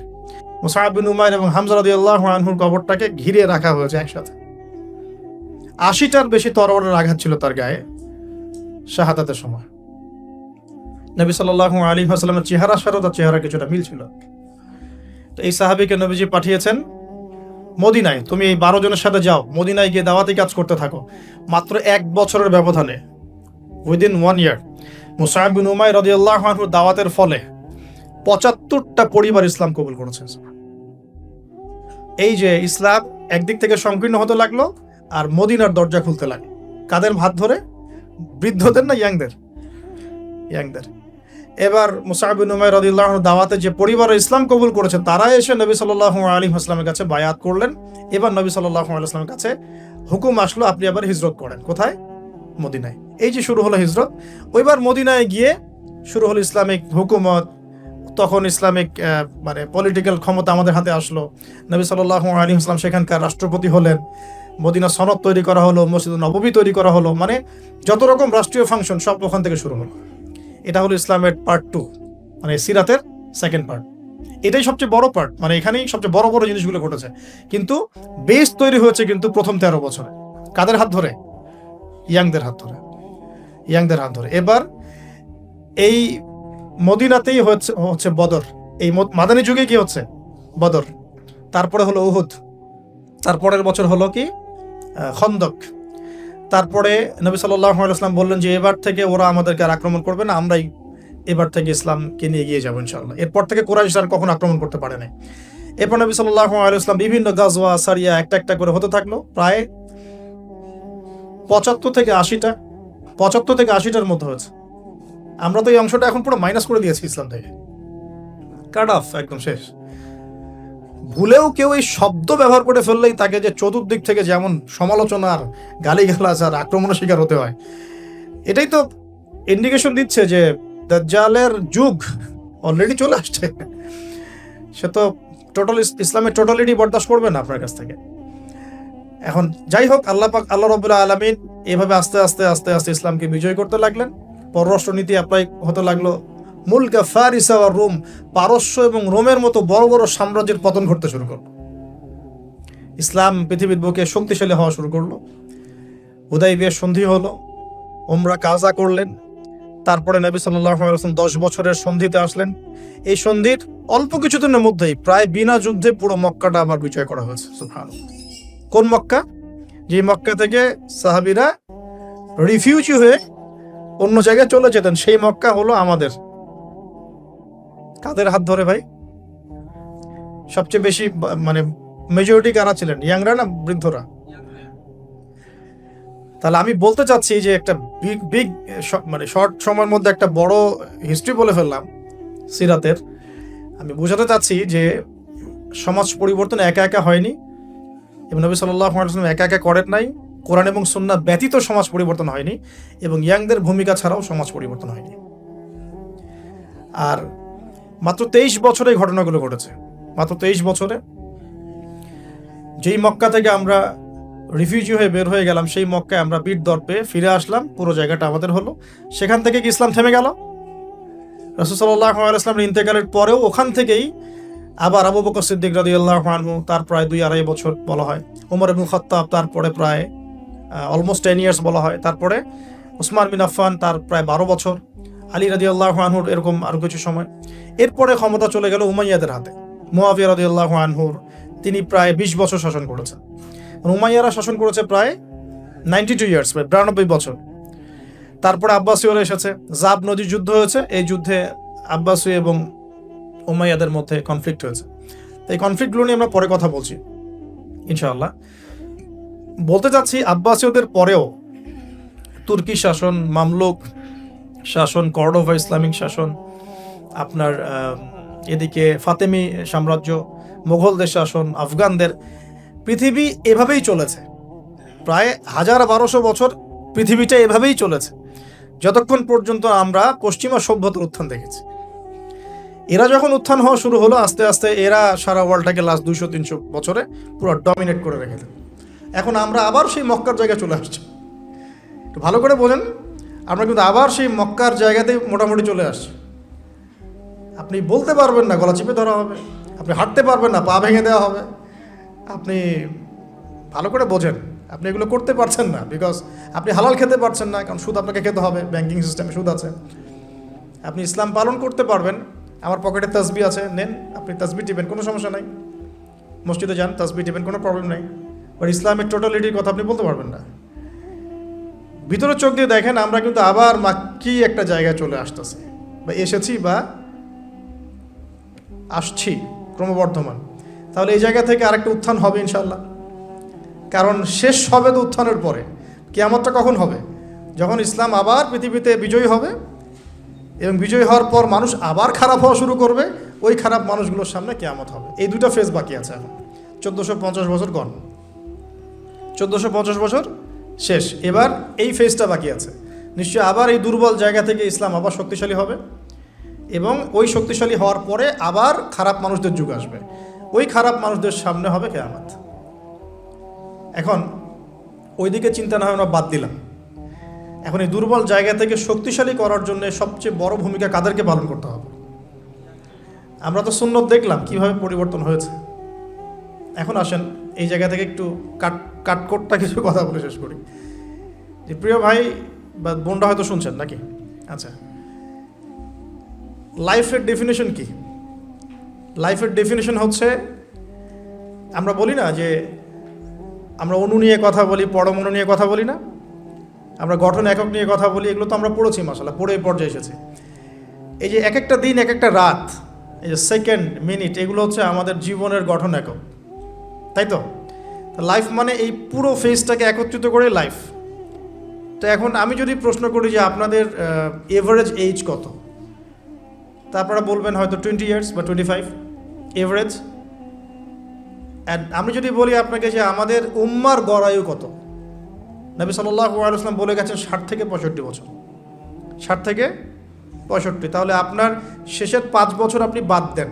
কথার কথা, কাঠখোট্টা কথা এই জন্য বলছি যে এটা ম্যাথামেটিক্যাল কনক্লুশন। সবার ক্ষেত্রে এটা সেম হবে না, কিন্তু আমরা একটা চিন্তা করছি, মাথায় একটা প্ল্যান করছি। শেষের লাস্ট 5 ইয়ার্স আপনি কাট অফ করেন, ধরেন 60, 60-র মধ্যে এখন 25 আপনার গড় এজ, 25 কাটেন, বাকি আছে কতটুকু বলেন? 35, বাট হ্যাঁ 35 ইয়ার্স আপনার হায়াত বাকি আছে মনে করেন, আমার হায়াত বাকি আছে মনে করেন, কথার কথা, আল্লাহু আ'লাম বিস-সাওয়াব। তা আপনার প্ল্যান কি লাইফকে নিয়ে? কাটকট থাক, যেটা শব্দটা বললাম একটু এই জন্য বলছি যে এখন আপনার একটা আঘাত লাগতে পারে। 25 ইয়ার্স ফ্রম ইয়োর লাইফ, এটা গন কেস, শেষ। এই 25 বছর আপনি কি করেছেন? Really what have you done? কি করেছেন আপনি এই 25 বছরে? সত্যি সত্যি কি 25 পারা কোরআন পড়েছিলেন কিনা? 25 বার কোরআন দেখেছেন কি চোখ দিয়ে? 25 বার নামাজের জন্য মসজিদে গিয়েছেন কিনা? জাস্ট আস্ক ইয়োরসেলফ, মানে এই কথাগুলো আপনি আপনাকে আজকে রাত্রে জিজ্ঞাসা করবেন। আপনি 25 বছরে সম রেখেছেন কয়টা? ধরেন ফরজ হয়েছে বুঝলাম 10 বছরের পরে, 15 বছর হিসাব করেন তাহলে। 15 বছর কয়টা বই পড়েছেন? কতদিন পড়েছেন? কয় ওয়াক্ত নামাজ পড়েছেন? কত টাকা সাদাকা করেছেন? দিনের জন্য কি করেছেন যেটা করলে ওই যে দুর্বল জায়গা থেকে দিনটা আবার শক্তিশালী হতো? কারণ একা তো হয়নি, সামগ্রিকভাবে হয়েছে। 23 বছরে সামগ্রিকভাবে হয়েছে, দিন তো একা বিষয় হয়নি। তো এই কঠিন ক্যালকুলেশনটা করার পরে এটাও করেন, এই 25 বছরে পাপগুলো কি কি করা হয়েছে, কোনো একটা পাপ বাকি আছে কিনা যা করা হয় নাই। 25 ইয়ার্সের মধ্যে অনেকেই জিনা করেছে, অনেকেই, আমি আপনাদের কথা বলছি না, এভারেজ আমি পুরো বাংলাদেশের ইয়াং জেনারেশনের কথা বলছি। 25 বছরের ইয়াং এই প্রজন্মটা, এই লেটেস্ট যে প্রজন্মটা, এদের অনেকেই জিনা করেছে, বিবাহ বহির্ভূত সম্পর্ক। এবং আমরা এখন জেনাকে অনেক সময় উস্কেও দেই, আমরা অনেক সময় এটাকে প্রমোটও করি, আমরা এটাকে ফ্যাশনও মনে করি। কারণ আমাদের ঢাকায় মানুষ বলে যে তোর গার্লফ্রেন্ড নাই, এটাই হচ্ছে ওদের কাছে অবাক করা বিষয়। সবাই ঘুরে, ঈদের দিন তুই ঘুরতে পারিস না? আমাদের ফ্যামিলির মধ্যে একজন বলতেছিল তার মেয়েকে, সবাই ঈদের দিনে বাইরে যায়, তুই যেতে পারস না? ঢাকায় এভাবে কথা বলে। তার মানে এটাই ফ্যাশন, মানে আমরা জেনাকে উস্কেও দিচ্ছি। তার মানে 25 বছর আমরা অনেকে জেনাও করেছি। মাদকের সাথে সম্পৃক্ত কত পার্সেন্ট ইয়াং জেনারেশনে আমাদের দেশে? ক্যালকুলেট করেন, আপনি গুগল করেন, দেখেন কত পার্সেন্ট আমাদের দেশে মাদক সেবন করেন। ইভেন এখন কিশোর গ্যাং বের হয়েছে, কিশোর গ্যাংয়ে অনেক যুবকরা যায়, অনেকে রাস্তাঘাটে মারামারি করে, অনেকে পলিটিক্যাল দলাদলির মধ্যেও আছেন অনেকেই, এবং এখানে ভাই ভাই রক্ত ঝরাই আমরা। উভয় মুসলিম, কিন্তু উভয় মুসলিম, জুমার দিন একসাথে নামাজ পড়ে। তাহলে এটা কোন দর্শন যেটা আমার ভাইকে শত্রু বানিয়ে দিল, আর পশ্চিমারা গাছের আড়ালে বসে বসে হাসছে? কারণ এই দর্শনগুলো তো ওরাই দিয়েছে। তো 25 বছরের পাপগুলো একটু ক্যালকুলেট করি। প্রিয় দিনী বোন, একটু হিসাব করবেন যে 25 বছর আপনি কতদিন পর্দা করেছেন, কত 25,000 মানুষ আপনার চেহারা দেখেছে কিনা, এই 25 বছরে কত হাজার মানুষ আপনার চেহারা দেখেছে। আর ছেলেরা আপনাকে দেখলে কখনো চেহারা সুরত দেখে না। বেগানা নারীর দিকে একটা ছেলে যখন তাকায় এবং সেক্সুয়াল ডিজায়ার নিয়ে তাকায়, তখন সে চোখ দিয়ে তাকে রেপ করে। ভেরি সরি টু সে যে আপনি প্রচুর চোখ দিয়ে রেপড হয়েছেন প্রিয় দিনী বোন। অনেকেই আপনাকে চোখ দিয়ে রেপ করেছে, আপনি বুঝতেই পারেন নাই। তো এই 25 ইয়ার্স আমরা অনেক কিছুই করেছি, অনেক কিছুই করি নাই। এখন একটু আজকে সাদা একটা কাগজ নিয়ে আমরা একটা হিসাব করব যে আমরা 25 বছরে কী কী করেছি, কী কী করি নাই, কী কী পাপ করেছি, কী কী করি নাই, কী কী পুণ্য করেছি, কী কী করি নাই। আমি আগে মনে করতাম যে একটা খালেস তওবা ইনশাআল্লাহ আল্লাহ পাক সব মাফ করে দিবেন। আসলে আল্লাহ পাক মাফ করেই দিবেন, কিন্তু ভিতর থেকে স্যাটিসফাই হতে পারবেন না আপনি। এখন যদি আপনি এখান থেকে আমার এই লেকচারটা শুনে আল্লাহর ওলি হয়ে যান এবং আপনি বড় মুহাদ্দিস, মুফতি, দিনের বড় দায়ী ইলাল্লাহ, বড় পলিটিশিয়ান, বড় ইঞ্জিনিয়ার, মানে যারা ওয়ার্ল্ডকে ইসলাম স্ট্যাবলিশমেন্টের দিকে নেতৃত্ব দিচ্ছেন, এমনও মানুষ যদি আপনি হয়ে যান, আপনি এই 25 বছরের ঋণটা শোধ করতে পারবেন না। এই 25 বছরের ঋণ আপনাকে প্রতিনিয়তই ভিতরে ধুকিয়ে মারবে আর কি, যেটা আমাদেরকেও মারে ভিতর থেকে। যে আমরা যদি আগে থেকে বিষয়গুলো বুঝতাম, যদি আরও আগে থেকে স্টাডি করতে পারতাম, আরও বেশি যদি আমি আলেম ওলামার সাথে মিশতে পারতাম, আরও যদি বেশি গভীরে যেতে পারতাম, তাহলে কতই না ভালো হতো। তো আমি আশা করি কথাগুলো আপনাদের কলিজায় পৌঁছাবে ইনশাআল্লাহ।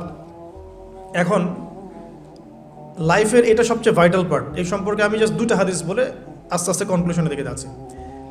নবী সাল্লাল্লাহু আলাইহি ওয়াসাল্লাম বলছেন যে 7 শ্রেণীর মানুষকে আল্লাহ পাক কিয়ামতের দিনে আরশের ছায়া ছায়া দিবেন। কত শ্রেণী ভাই? তার মধ্যে সেকেন্ড শ্রেণীটা হচ্ছে সেই যুবক নাশাআ ফি ইবাদাতিল্লাহি তাআলা, যে আল্লাহ পাকের ইবাদতে তার যৌবনকালটা কাটিয়ে দিয়েছে। এখনো বাকি আছে আপনার সামনে। যৌবনকাল কতটুকু? হয়তো 15 to 40। তার মানে এখনো 40 বা 50 বছর পর্যন্ত আপনার যৌবন টিকে থাকবে ইনশাআল্লাহ, যদিও বা এই যুগে থাকে না আর কি। আমরা তো ফ্যান্টাসিতে ভুগি অনেক সময় 4টা বিয়ে। বাস্তবতা হচ্ছে এই যুগে একটাই ডিফিকাল্ট। একজনকে সন্তুষ্ট করে কি ডিফিকাল্ট। এখন সেই যুগ না তো। আমরা তো হর্স রাইড করি না, আমরা তো এক্সারসাইজ করি না, আমরা তো এখন অনেকে খেলিও না। আমরা ফাস্ট ফুড খাই, আমরা হাইজেনিক খাবার খাই না, আমরা আগেকার মানুষদের মতো অনেক কিছুই করি না। এনভায়রনমেন্ট নষ্ট হয়ে গেছে, পলিউশন আছে, সব মিলে এখন আমাদের যৌবন যে 50 বছর পর্যন্ত থাকবে এটা নিশ্চয়তা দেওয়া যাচ্ছে না, যদি আমরা বেঁচেও থাকি। আর কত যুবক যুবতী ভাই বোন যে যৌবনকালেই চলে যায় তার তো ঠিক নাই। এই যে ঈদের দিন প্রেমিকাকে নিয়ে বাইক চালাচ্ছে একদম ঝড়ো গতিতে, ট্রাকের নিচে পড়ে শেষ। আরেকটা হাদিস যেটা বলতে চাচ্ছিলাম সেটা হলো কিয়ামতের মাঠে 5টা প্রশ্ন হবে, স্পেশাল 5টা প্রশ্ন, যে 5টা প্রশ্নের উত্তর না দেয়া পর্যন্ত কাউকে ছাড়া হবে না। তার মধ্যে প্রথম প্রশ্নটাই হচ্ছে তোমার জীবন কোন কাজে কাটিয়েছো, এবং দ্বিতীয় প্রশ্ন হচ্ছে তোমার যৌবন কোন কাজে কাটিয়েছো। সো আমি বলছিলাম আপনাদেরকে যে যৌবন কালটাকে যদি আমরা আল্লাহর পথে কাটাতে পারি ইনশাআল্লাহ তাআলা, আমাদের এই যে উদ্দেশ্যটা যে নিজেরা দিন পালন করব, নিজের পরিবারের মধ্যে প্রতিষ্ঠা করব, আমাদের সমাজে দিন ইসলামের দাওয়াতি কাজ করব, যেখানেই থাকি সৎ থাকব, একদিন ইনশাআল্লাহ দিন আবার বিজয়ী হবে, এই যে স্বপ্নগুলো এগুলো বাস্তবায়িত হবে ইনশাআল্লাহ তখনই যখন আমরা নিজেরা পরিবর্তিত হয়ে সমাজের জন্য ভালো কিছু বয়ে নিয়ে আসবো ইনশাআল্লাহ। তো আমি জাস্ট কয়েকটা পয়েন্ট আপনাদের সাথে একটু শেয়ার করে শেষ করে দিব যে এখন থেকে কিভাবে আপনারা বা আমরা আমাদের যৌবনটাকে আল্লাহর পথে কাটাতে পারি। প্রথম যে পয়েন্টটা আমি লিখে নিয়ে এসেছি সেটা হলো, আমি একটু বলেওছিলাম যে আমাদের নিজস্ব খসড়া একটা আমলনামা তৈরি করতে হবে আর কি। আজকে আমরা সেটা করতে পারি বাসায় গিয়ে, যে আমরা যদি আমাদের গড় আয়ু হয় 60 বছর, তাহলে আমরা এখন কতটুকু সময় পেতে পারি, আর এই সময়টুকুর মধ্যে আমাদের টার্গেট কি, আমরা আসলে কি চাচ্ছি, কি অ্যাচিভ করতে চাই, যা চলে গেছে এই সময়টুকুর মধ্যে আমরা কিভাবে আল্লাহর রহমত পাবো, ক্ষমা পাবো কিভাবে। যা চলে গেছে এর মধ্যে অনেক নামাজ কাজা থাকতে পারে, রোজা কাজা থাকতে পারে। অনেক সময় এমন হতে পারে যে আমরা অন্যের হকও নষ্ট করেছি। প্রথম যে কাজটা করা উচিত সেটা হলো খালেস তওবা। 1 নাম্বার তাহলে আমরা বলতে পারি, যদি আমরা এখন সংকটগুলো চিহ্নিত করে সমাধানের পথে হাঁটতে চাই, তাহলে আমাদের যৌবনটা আল্লাহর পথে উৎসর্গ করা ছাড়া কোনো অপশন নাই। উৎসর্গ বলতে আমি বোঝাচ্ছি কাটিয়ে দেয়া, আল্লাহর ইবাদত করে কাটিয়ে দেওয়ার কোনো বিকল্প নাই। তার জন্য প্রথমত আমাদের নিজেদের জীবনের কৃতকর্মগুলোর হিসাব নিকাশ মেলাতে হবে, 1 নাম্বার। আর 2 নাম্বার হচ্ছে বিশুদ্ধ তওবা করে আল্লাহর পথে ফিরে আসতে হবে। বিশুদ্ধ তওবা কিভাবে করব এটা আমরা অনেকে বুঝি না। অনেকে মনে করি যে মুখ দিয়ে জাস্ট আস্তাগফিরুল্লাহ বললেই হয়তো তওবা হয়ে যায়। বিষয়টা এমন নয়। বিশুদ্ধ তওবা হচ্ছে আপনি আল্লাহর দিকে পরিপূর্ণ অভিমুখী হবেন, রুজু করবেন, এর নাম হলো বিশুদ্ধ তওবা। যে পাপগুলো করেছি এগুলোর জন্য ক্ষমা চাওয়া, এই পাপগুলো কোনোদিন করব না এরকম প্রত্যয় ব্যক্ত করা, আর যদি অন্যের সাথে সম্পৃক্ত কোনো হক থেকে থাকে সেটা ফেরত দেওয়া। তো আমরা আজকে গিয়ে সুন্দর করে ওযু করে 2 রাকাত নামাজ পড়তে পারি। 2 রাকাত নামাজ পড়ে আমরা আল্লাহকে বলতে পারি যে আস্তাগফিরুল্লাহাল্লাযী লা ইলাহা ইল্লা হুয়াল হাইয়ুল কাইয়্যুম ওয়া আতুবু ইলাইহি। আল্লাহ, আমি আমার জীবনের এই যে একটা বড় সময় তোমার থেকে দূরে ছিলাম, নামাজ কাজা হয়েছে, রোজা কাজা হয়ে গেছে, চোখের হেফাজত হয় নাই, জিনা হয়ে গেছে নাউযুবিল্লাহ, মাদকের সাথে সম্পৃক্ত ছিলাম নাউযুবিল্লাহ, আমরা মিউজিক্যাল ইনস্ট্রুমেন্ট প্লে করেছি, ইত্যাদি ইত্যাদি। এগুলো থেকে আল্লাহ আমরা আজকে তোমার কাছে তওবা করছি, ক্ষমা চাচ্ছি, এবং আগামী দিনগুলোতে তোমার হুকুম আহকাম মেনে চলার তৌফিক চাচ্ছি। দুটো জিনিস খুব প্রয়োজন, একটা হলো তৌফিক, একটা হলো দোয়া। আপনার প্রচেষ্টা আল্লাহর কাছে দোয়া করতে থাকা এবং আল্লাহর কাছে তৌফিক কামনা করতে থাকা। আল্লাহ পাক যাকে ইচ্ছা তাকে তৌফিক দিয়ে থাকেন। আল্লাহ রাব্বুল আলামিন যাকে ইচ্ছা তাকে তৌফিক দিয়ে থাকেন। যে আল্লাহর কাছে যত বেশি চাইবে আল্লাহ পাক তত বেশি দিবেন ইনশাআল্লাহ। তো এই জন্য চেয়ে নিতে হবে, প্রথমত চেয়ে নিবেন যে আল্লাহ আপনি আমাকে তৌফিক দিন যাতে করে আমি আমার পুরো জীবনটাকে আপনার ইবাদতে কাটাতে পারি, আরশের ছায়া পেতে পারি। আল্লাহ কবুল করুন, আমিন। এখন ইস্তেগফার করার পর যার যার হক তাকে তাকে ফিরিয়ে দেওয়া উচিত। যদি আপনি বা আমি, আল্লাহ না করুক, কারো হক নষ্ট করে থাকি, সেটা ফিরিয়ে দিতে হবে। এই হক নষ্ট ফিরিয়ে দেওয়ার মানে এটা নয় যে গার্লফ্রেন্ডকে কথা দিয়েছিলেন বিয়ে করবেন, সেখান থেকে ফিরে আসা যাবে না। ব্যাপারটা কিন্তু এমন নয় আর কি। এরকমও প্রশ্ন আমাদের কাছে অনেকে করেছেন যে আমি তো আমার গার্লফ্রেন্ডকে কথা দিয়েছিলাম যে আমি তোমাকে ছাড়া আর কাউকে বিয়ে করবো না, তো এখন কি আমি ফিরে আসলে, তওবা করে ফিরে আসলে কি এর জন্য আল্লাহ আমাকে ধরবেন কিনা? মনে রাখবেন, শয়তান হচ্ছে এই পৃথিবীর সবচাইতে ইন্টেলেকচুয়াল প্রাণী। সিরিয়াসলি, ও যে এত বেশি স্মার্ট যেটা আমাদের চিন্তার বাইরে। যখন শয়তান সরাসরি মানুষকে পথভ্রষ্ট করতে ব্যর্থ হয় তখন কিছু নেক সুরত ধারণ করে। দিনী ভাই দিনী বোন, এটা নেক সুরত, ঠিক আছে। তারপরে দাড়ি টুপিওয়ালা মানুষের মধ্যে এটা ঢুকিয়ে দেওয়া যে আমি তো অনেক আবেদ মানুষ, পরহেজগার, ওরা তো ককরোচ। দেখবেন বেশি না, 1 মাস যদি কেউ নামাজ পড়ে, 1 মাসে 10টা বই পড়াশোনা করে, ইসলাম সম্পর্কে একটু ঘাটাঘাটি করা শুরু করে, অন্যদের সাথে কথা বলার ক্ষেত্রে তার যে বডি ল্যাঙ্গুয়েজ, এটা খেয়াল করবেন। তো শয়তান কিন্তু অনেক স্মার্ট, এভাবে শয়তান অনেকভাবে মানুষকে প্রতারিত করতে পারে। সো শয়তানের নেক্সট শুরুতে ধোকায় পা দিবেন না। আল্লাহ পাক আমাদের সবাইকে হেফাজত করুন, আমিন। খুব ভালো একটা কাজ করছি মনে করেন, একটা বড় প্রজেক্ট করছি সারা বাংলাদেশ ব্যাপী, একটু মনের মধ্যে ঢুকিয়ে দিল যে মানুষ তো দেখুক, মানুষ ভালো বলুক, যথেষ্ট আমল ধ্বংস হওয়ার জন্য। এতটুকু যথেষ্ট আমল ধ্বংস হয়ে যাওয়ার জন্য। আল্লাহ মাফ করুক আমাদেরকে। তো প্রথমে প্রিয় ভাই, তওবা করে ফিরে আসা, যার যার হক তাকে তাকে ফেরত দিয়ে দেওয়া। এরপরের সবচাইতে ইম্পর্টেন্ট জায়গাটাই হচ্ছে ইলম অর্জন করা। যেখানে আছেন সেখানেই থাকবেন, মানে যে প্রতিষ্ঠানে যে সাবজেক্টে পড়ছেন, এখন আপনাদের প্রায় জীবনের 20টা বছর চলে গেছে।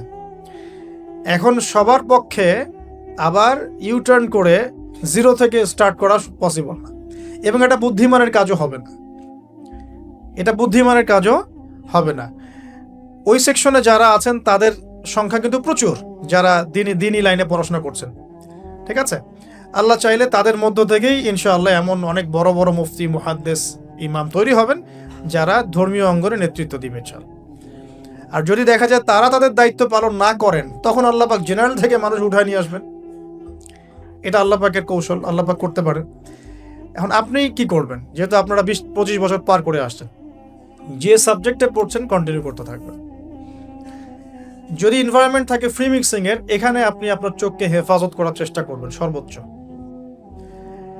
এ ব্যাপারে আমি একটা বই সাজেস্ট করি, এই বইটা পড়লে ইনশাআল্লাহ আপনার অন্তরের মধ্যে এই বিষয়গুলো কমে আসবে ইনশাআল্লাহ। সেটা হলো তাজকিয়া, ও আরেক নামে এসেছে, সেটা হলো তাসাউফ ও আত্মশুদ্ধি। তাসাউফ ও আত্মশুদ্ধি পুরো ওয়ার্ল্ডের ওয়ান অফ দ্য মোস্ট, বলবো যে অনারেবল একজন আলেমে দিন, টপ 10-এর মধ্যে একজন, আল্লামা তাকি উসমানী দামাত বারাকাতুহু, তার লেখা বই তাসাউফ ও আত্মশুদ্ধি। বাংলাদেশে যে মাকতাবাতুল আশরাফ তারা প্রকাশ করেছে। এই বইটা যদি পড়েন, আপনার মনের মধ্যে নফসের যে খারাপ রিপুগুলো, এগুলো আস্তে আস্তে কমতে থাকবে ইনশাআল্লাহ। এবং এই বইটা আমি বলি যে বারবার পড়া উচিত। হ্যাঁ, তো আল্লাহ তৌফিক দান করুন। এখন পুরোপুরি ট্র্যাক চেঞ্জ করতে যাবেন না, আপনি আপনার ট্র্যাকেই থাকবেন। এখন এই ট্র্যাকে থেকে আপনি কিভাবে ইসলামিক বেসিক জ্ঞান অর্জন করবেন, কিভাবে পসিবল? কঠিন, অসম্ভব কিছু না, কঠিন। আমি অভিজ্ঞতা থেকে বলি আমার মতো করে। ফার্স্ট অফ অল, একজন বিজ্ঞ কারি সাহেব, হাফেজে কোরআন বা কারি, প্রাথমিক স্টেজ বলছি, বিজ্ঞ একজন কারি সাহেব বা হাফেজে কোরআন, যার সাথে আপনার ভালো সম্পর্ক বা যাকে আপনি চিনেন, রিনাউন্ড বা যিনি খুব কোঅপারেটিভ, আপনাকে সময় দেন, টাইম দেন, এরকম কারো কাছে গিয়ে আপনি কোরআন তেলাওয়াত করা শিখবেন আগে। ফার্স্ট অফ অল এটা কাজ, কোরআন তেলাওয়াতটা আগে শিখবেন। আমি তো যে দুঃখ করে বলি, কষ্ট করে বলি যে আমাদের এই দিনী অঙ্গনে এমন অনেক মানুষ আছে যারা ইভেন কোরআন রিসাইট পর্যন্ত করতে না পেরেও অনেক বড় বড় জায়গায় অভিনয় করেন, দিনিয়াতের অভিনয় করে যান, নিজের সাথে অভিনয় করে যান। অনেক সময় উদ্ধতা বশত বড় বড় আলেমদেরকে বাহাসের জন্য চ্যালেঞ্জ করে থাকেন, অথচ কোরআন তেলাওয়াত শুদ্ধ না। কোরআন তেলাওয়াত শুদ্ধ না মানে নামাজই হচ্ছে না। কোরআন তেলাওয়াত শুদ্ধ না মানে কি? নামাজ হচ্ছে না। কবুল করার মালিক তো আল্লাহ, শর্ত তো এটা। কবুল করার মালিক তো আল্লাহ। আল্লাহ পাক চাইলে কেউ এক ওয়াক্ত নামাজ না পড়লেও তওবা করে ফিরে আসছে মৌতের আগে, হয়তো আমরা জানি না, আল্লাহ মাফ করে দিয়েছেন, হতে পারে না? কিন্তু এটা তো শর্ত, কোরআন তেলাওয়াত তাজবিরের সাথে শিখতে হবে। তো এখানে যদি একজন আলেম থাকেন, একজন কারি থাকেন, হাফেজ থাকেন, তার কাছে আপনারা ব্যাচ করে পড়লেন, অথবা সে যদি কোনো ইনস্টিটিউট খুলে সেখানে আপনারা একটু সময় দিলেন, বা যারা পড়তে জানেন আবার মস্ক করে নিলেন। ফজরের পর 1 ঘন্টা, সপ্তাহে 3 দিন, 3 মাস এনাফ।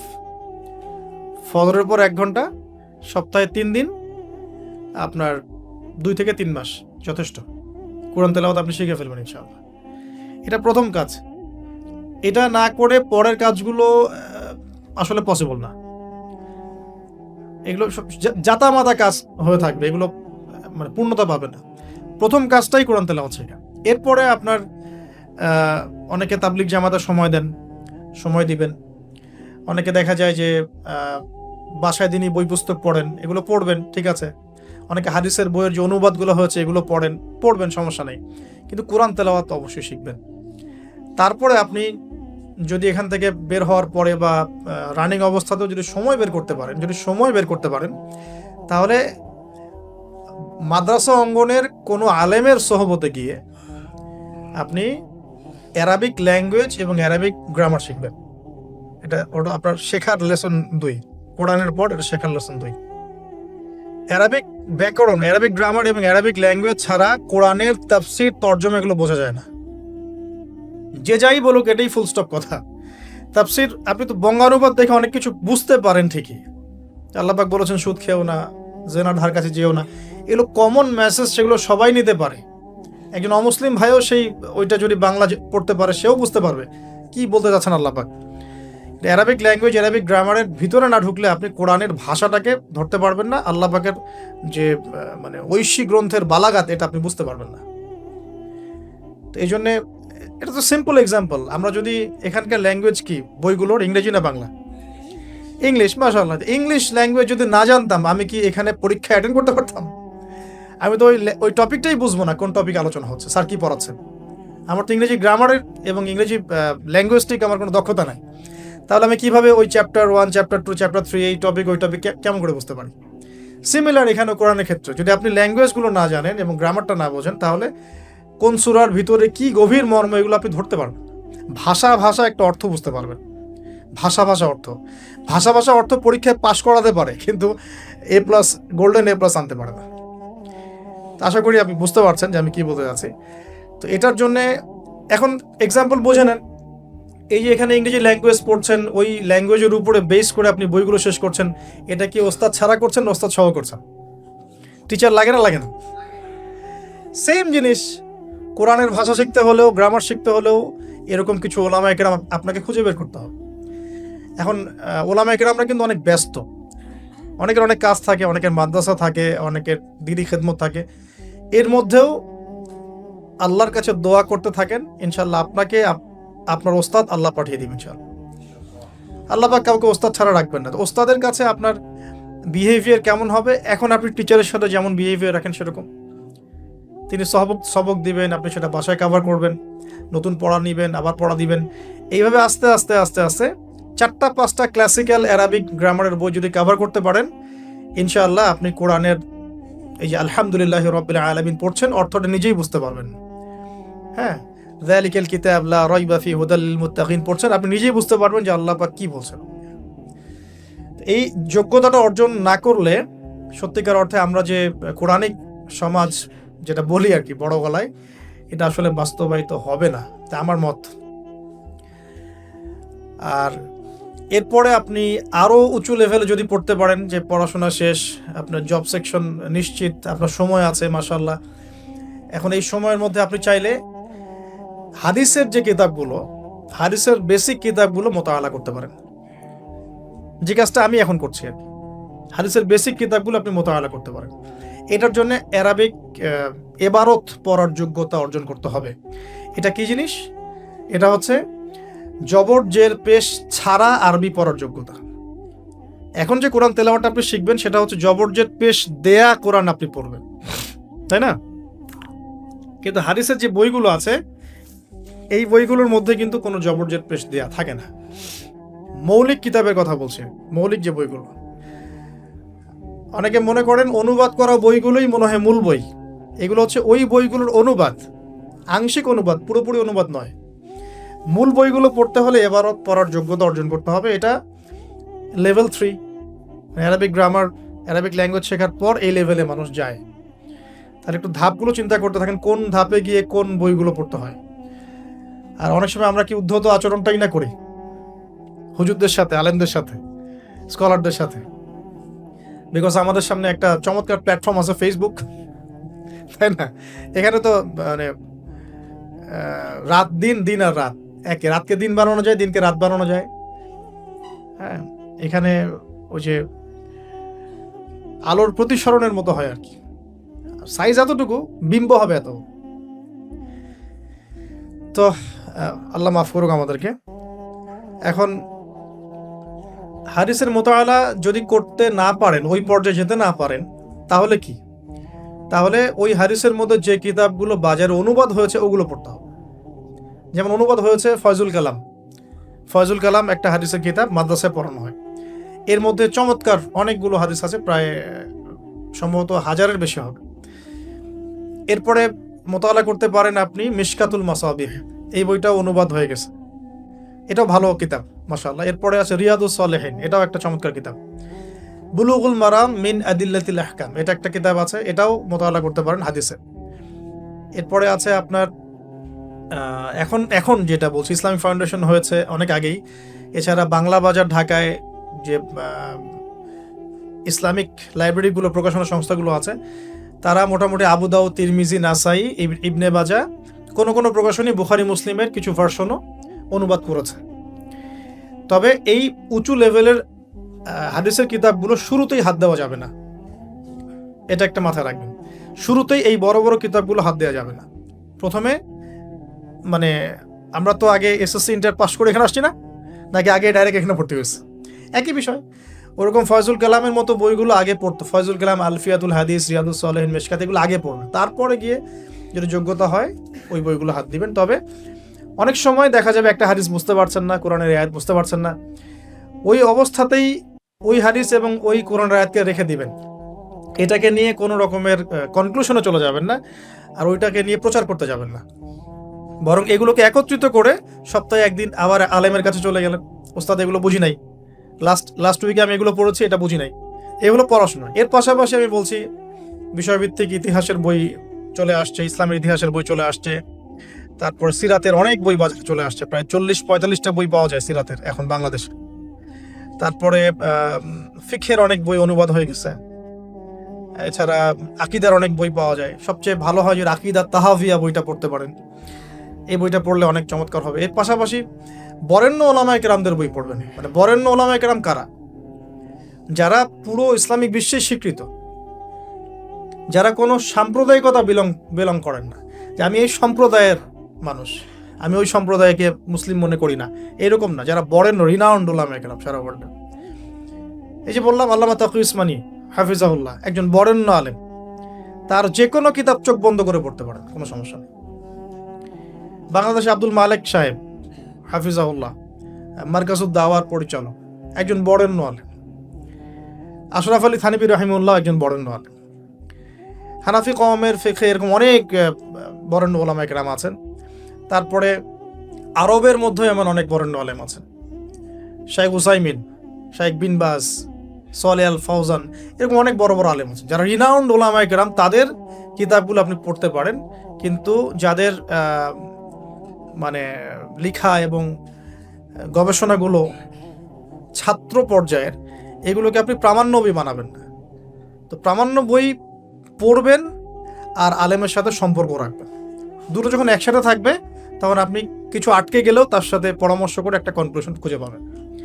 এগুলো জাস্ট বই সংক্রান্ত কথা বললাম। এখন এগুলো হচ্ছে সবচেয়ে বড় বিষয়টা হচ্ছে, এগুলোর চাইতে বেশি বড় বিষয় হচ্ছে যে কোনো একজন, অন্তত পক্ষে একজন, আপনি চাইলে 10 জনের সাথেও রাখতে পারেন, কিন্তু অন্তত পক্ষে একজন মুহাদ্দিক আলিমের সাথে আপনি সম্পর্ক রাখবেন পরামর্শের জন্য। অন্তত পক্ষে একজন মুহাক্কিক আলেমের সাথে, মানে হকপন্থী মুহাক্কিক আলেমের সাথে আপনি সম্পর্ক রেখে চলবেন। এটা অনলাইনের যুগ, এটা তো কিন্তু সহজ। আর এই সম্পর্ক শুধু অনলাইন কেন্দ্রিক হবে এমনটাও বলছি না।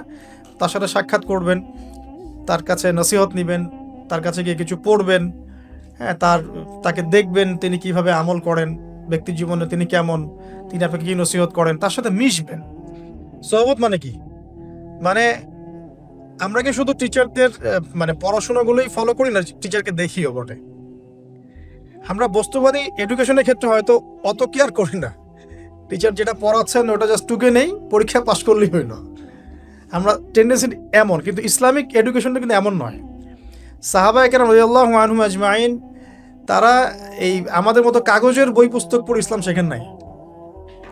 কিভাবে শিখেছেন তাহলে? সরাসরি নবীকে দেখে শিখেছেন। নামাজ পড়তে গিয়েছেন, দেখেছেন নবী কেমন করে নামাজ পড়েন, দেখছেন নবী কেমন করে হাঁটেন, দেখছেন নবী কেমন করে কাপড় পরেন, দেখছেন নবী কেমন করে আতর ইউজ করেন, কেমন করে তিনি হাসেন, কেমন করে মানুষের সাথে মেশেন, হ্যাঁ, কথা বলার সময় কেমন করে মানুষের দিকে তাকান। খুঁটে খুঁটে একটা একটা করে নিয়ে হাদিসের এক একটা অধ্যায় রচিত হয়েছে। নবী কেমন করে তাকান, নবী কেমন করে মেসওয়াক করেন, নবী কেমন করে হাসেন, এগুলো আপনি অধ্যায় পাবেন। ইভেন আপনি অধ্যায় পাবেন নবী কেমন করে চুল আঁচড়ান। তাহলে আপনি দেখেন সাহাবীরা কিভাবে খুঁতে খুঁতে নবীকে দেখেছেন। বলা হয় আব্দুল্লাহ বিন মাসউদ রাদিয়াল্লাহু আনহু সম্পর্কে, তিনি নবীকে এত বেশি কপি করতেন হাঁটা চলা কথাবার্তায় যে নবী সাল্লাল্লাহু আলাইহি ওয়াসাল্লামের পরের যুগের অনেক মানুষ এসে দ্বিধাদ্বন্দ্বে পড়ে যেত যে রাসূল সাল্লাল্লাহু আলাইহি ওয়াসাল্লামকে দেখছি নাকি। এমনভাবে কপি করতেন, এমনভাবে। সো এখানে আমি সোহবতের বিষয়টা বোঝাতে যাচ্ছি যে কোনো অন্তত পক্ষে একজন মুহাক্কিক আলেমের সাথে সম্পর্ক রাখবেন। অন্তত একজন, আপনি চাইলে 10 জন 20 জন 50 জনের সাথে রাখতে পারেন। অন্তত পক্ষে একজন যাকে দেখে আপনি শিখবেন, আপনার স্টাডিগুলোকে, আপনি যেটা সমস্যা ফেস করছেন সেগুলোকে তার সামনে পেশ করতে পারেন। এটা আমি খুঁজে দিব না আপনাদেরকে, নাম বলেও দিব না, আমি কার কার সাথে সম্পর্ক রেখে চলি এটা আমি বলবো না, এটা আপনাকে খুঁজে বের করতে হবে। তবে এখানে আমি একটা কথা বলে দিব যে যেহেতু আমরা সব সাধারণ মানুষ, কারণ আমরা তো কেউ স্কলার নই, এখানে আমরা কেউ মানে যেটা বলি যে মুজতাহিদ, ইজতেহাদ করার যোগ্যতা রাখি না আমরা এখানে কেউ। সেক্ষেত্রে অবশ্যই আমাদেরকে পূর্বসূরি ওলামায়ে কেরামদেরকে ফলো করতেই হবে, কারণ কোরআন সুন্নাহ নতুন করে গবেষণা করে আপনি তো সব মাসআলা বের করতে পারবেন না। এই কারণে আমাদেরকে মাযহাব মানতে হয়, এটা খারাপ কিছুই না। এটা নিয়ে অনেক কথা সমাজে এখন শুনি, দেখি, দরকার নাই, আমরা লা মাযহাবী, আমরা এইটা, আমরা সেইটা। এগুলো আসলে বোগাস কথাবার্তা এবং সমাজ বিভক্তকরণের মূল হাতিয়ার এগুলো হয়ে গেছে। সমাজের ইউনিটি নষ্ট করবেন কেন? কোরআন এবং সুন্নাহ আল্লাহ ফলো করতে বলেছেন, দ্যাটস অল। আর কোরআন সুন্নাহ আপনি কি, এখন আমি যদি আপনাকে কোরআন এই যে দিলাম, নেন কোরআন, নেন তাফসীর ইবনে কাসির, নেন তাফসীর জালালাইন, নেন আপনি তাফসীরে মারিফুল কোরআন, নেন এইটা, এই যে বুখারী নেন, মুসলিম নেন, তিরমিজি, আবু দাউদ, নাসাই সব নিয়ে নেন। এখন আপনি কি গবেষণা করে সব মাসআলা আমাকে দিতে পারবেন? ইম্পসিবল, আমার পক্ষে এখন ইম্পসিবল। তাহলে এগুলো যারা গবেষণা আগে করেছেন তাদের কিতাব তো আমাদেরকে পড়তে হচ্ছে।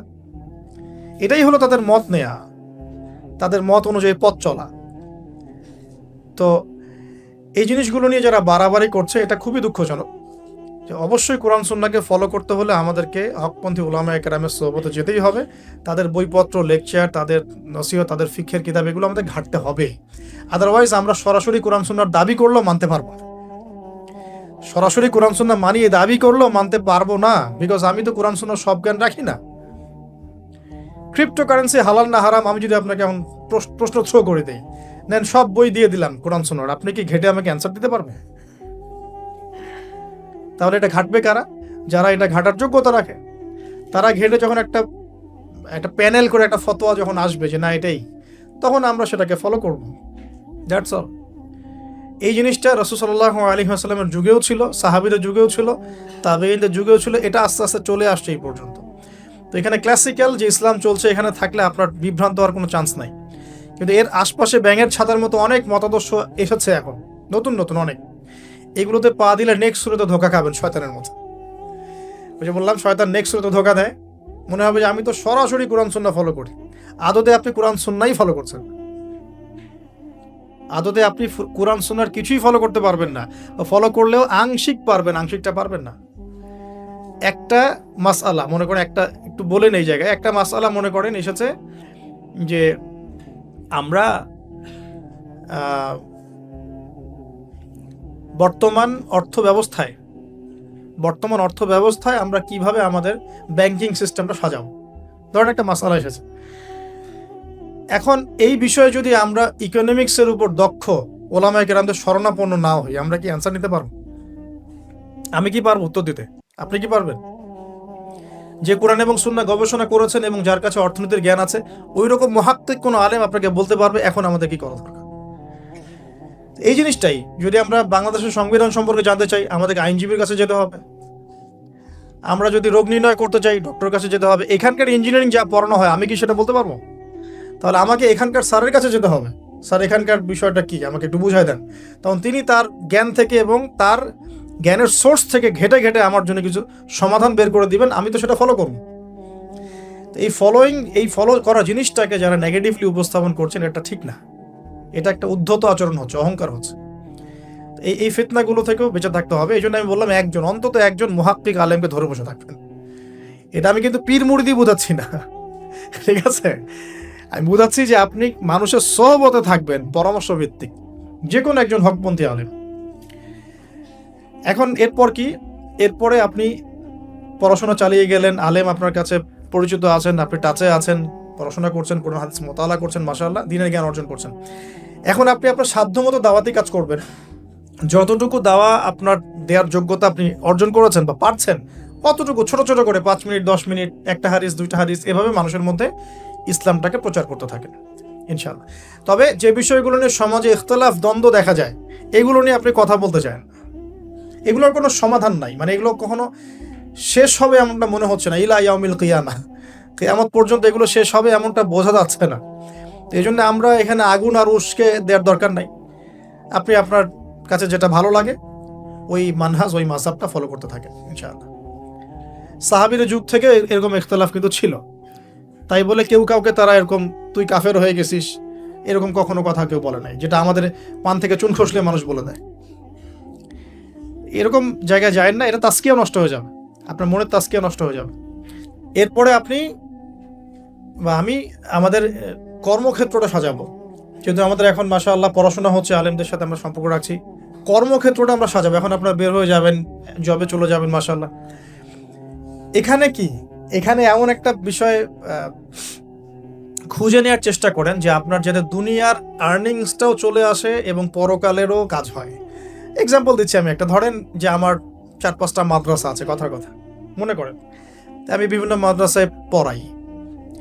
এখানে কি হচ্ছে, আমি ইলম শিক্ষা দিচ্ছি, আমার নিজের চর্চা থাকছে, আমি সেখান থেকে কিছু হালকা পাতলা কিছু বেতনও পাচ্ছি, আমার পরিবার চলে যাচ্ছে। তো পুরো লাইফের পুরো কাজগুলোই কিন্তু তখন দিন কেন্দ্রিক হয়ে গেল, তাহলে সে বেশি লাভবান হলো। এখন আপনাদেরকে এরকম সুযোগ বের করতে হবে যে আপনারা এমন এমন কিছু ক্ষেত্রে যাবেন যেখানে ওই কাজটাই ইবাদত বলে কাউন্ট হবে। টাফ কিন্তু ইম্পসিবল না। বা যদি এমন জব নাও পাওয়া যায়, আপনি হালাল কোনো বৈধ জবে থাকলেন, আপনার রিজিকের একটা অংশ থেকে আল্লাহর পথে সদকা করুন। আপনাকে এর বেশি কিছু আপনার কাছে চাচ্ছেন না। যাকাত ফরজ হয়ে গেলে যাকাত দিলেন, নফল দান সদকা করলেন, এতটুকু আপনার পরিবারের পিছনে খরচ করলেন, আল্লাহর হক আদায় করলেন, জনগণের আমরা যেটা বলি মানুষের হক সেটা আদায় করলেন। এরপরে আপনার আসবে বিয়ে শাদীর ব্যাপার স্যাপার। বিয়ে শাদীর ব্যাপার স্যাপার আগে আনলাম না কেন? কারণ আত্মনির্ভরশীল না হলে তো মেয়েরা আপনার কাছে আসবে না। ওটা প্রেম করতে পারে, কিন্তু বিয়ের সময় তারা খুব সচেতন। বিয়ের সময় তারা অনেক বেশি কনসিয়াস যে না, সে কি করে এটা দেখতে হবে। এবং মেয়ের বাবা মার প্রথম প্রশ্নই হবে আপনি করেন কি। আপনি সুফি মানুষ, মনে করেন আপনি হচ্ছেন কি বলবো, যে আপনি হচ্ছেন মুহাদ্দিস, আপনি মুফতি, আপনি হচ্ছেন মুফাসসিরে কোরআন, কোনো দাম নাই। মেয়ের মায়ের কাছে এটার কোনো দাম নাই, মেয়ের বাবার কাছে এগুলো কোনো সাবজেক্ট না। ইল্লা মাশাআল্লাহ, এর বাইরেও কিছু মানুষ আছেন, কমন একটা ট্রেন্ড বললাম। প্রথম কোশ্চেন তারা করবেন যে আপনার স্যালারি কত, এবং আপনার জব আছে কিনা, আপনার বাড়ি আছে কিনা, ইত্যাদি ইত্যাদি। এই জন্যই বললাম যে আগে আর্নিং সোর্সটা নিশ্চিত করে তারপরে এদিকে যান, তাহলে সম্মানটা বজায় থাকবে। আত্মসম্মান ছেলেদের একবার নষ্ট হয়ে গেল তার ফিরে আসে না। আমরা যখন নিচের হাত হই তখন আমাদের আত্মসম্মান বলে কিছু থাকে না। আপনার আর্নিং যদি মাসে 50,000 1 লাখ টাকাও হয়, এই টাকাগুলো কিন্তু খুব বেশি বড় না এখন, কারণ এখন 1 লাখ টাকার মানে 1 লাখ টাকা নাই, এখন ওটা 50,000 চলে আসে। আস্তে আস্তে হয়তো আরও কমবে। যারা এগুলো বোঝেন না তারা অযথাই সমালোচনা করেন, কিন্তু আসলে ব্যাপারটা এরকমই হচ্ছে। আমি তাদের হেদায়েতের জন্য দোয়া করি। এখন এইটুকু আর্নিং যদি আপনার হয়, কিন্তু এই আর্নিংয়ে আপনার কারো কাছে হাত পাততে হচ্ছে না, আপনার সম্মান বজায় থাকবে। যখনই আমাদেরকে হাত পাততে হবে আমাদের সম্মানটা কমে যায়। আর যদি কেউ ভুল করে ঘর জামাই হন তাহলে তো অবস্থা খারাপ, ঠিক আছে? তো এই জন্য আয়ের একটা অংশ নিশ্চিত করতে হবে। এই জন্য একটু সবর করেন। এই সবরের সময়টা কি করবেন? বেশি বেশি ফোন চালাবেন, তাহলে সবর করতে পারবেন না। এই সবরের সময়টুকু মোতাআলা করবেন, পড়াশোনা করবেন, সম রাখবেন, আপনার রোজা রাখবেন, ভালো কাজে ব্যস্ত থাকবেন, ইনশাআল্লাহ প্রবৃত্তি নিয়ন্ত্রণে থাকবে। আর যদি আপনার বিকল্প অপশন থাকে, কৃষি অপশন থাকে, কৃষিকাজের সুযোগ আছে, ব্যবসার সুযোগ আছে, বা আপনার পৈতৃক সম্পত্তি আছে, সেক্ষেত্রে আপনি আগে বিয়ে করে রাখতে পারেন, কোনো সমস্যা নেই। এটা ডিফার করে মানুষের মধ্যে। আল্লাহ পাক আমাদের সবাইকে হালাল রিজিকের ব্যবস্থা করুন, দোয়া করি। রিজিকের এই অংশটুকুর মধ্যে একটা অংশ আল্লাহর জন্য রাখবেন। রিজিকের অংশের একটা অংশ আল্লাহর জন্য, আর বাকি একটা অংশ পরিবারের জন্য, একটা অংশ নিজের জন্য, একটা অংশ বই কেনার জন্য। এভাবে স্যালারিকে ভাগ করুন। এই ফেমাস হওয়ার আগে তো অনেক মানে খ্যাতির বিড়ম্বনাও আছে।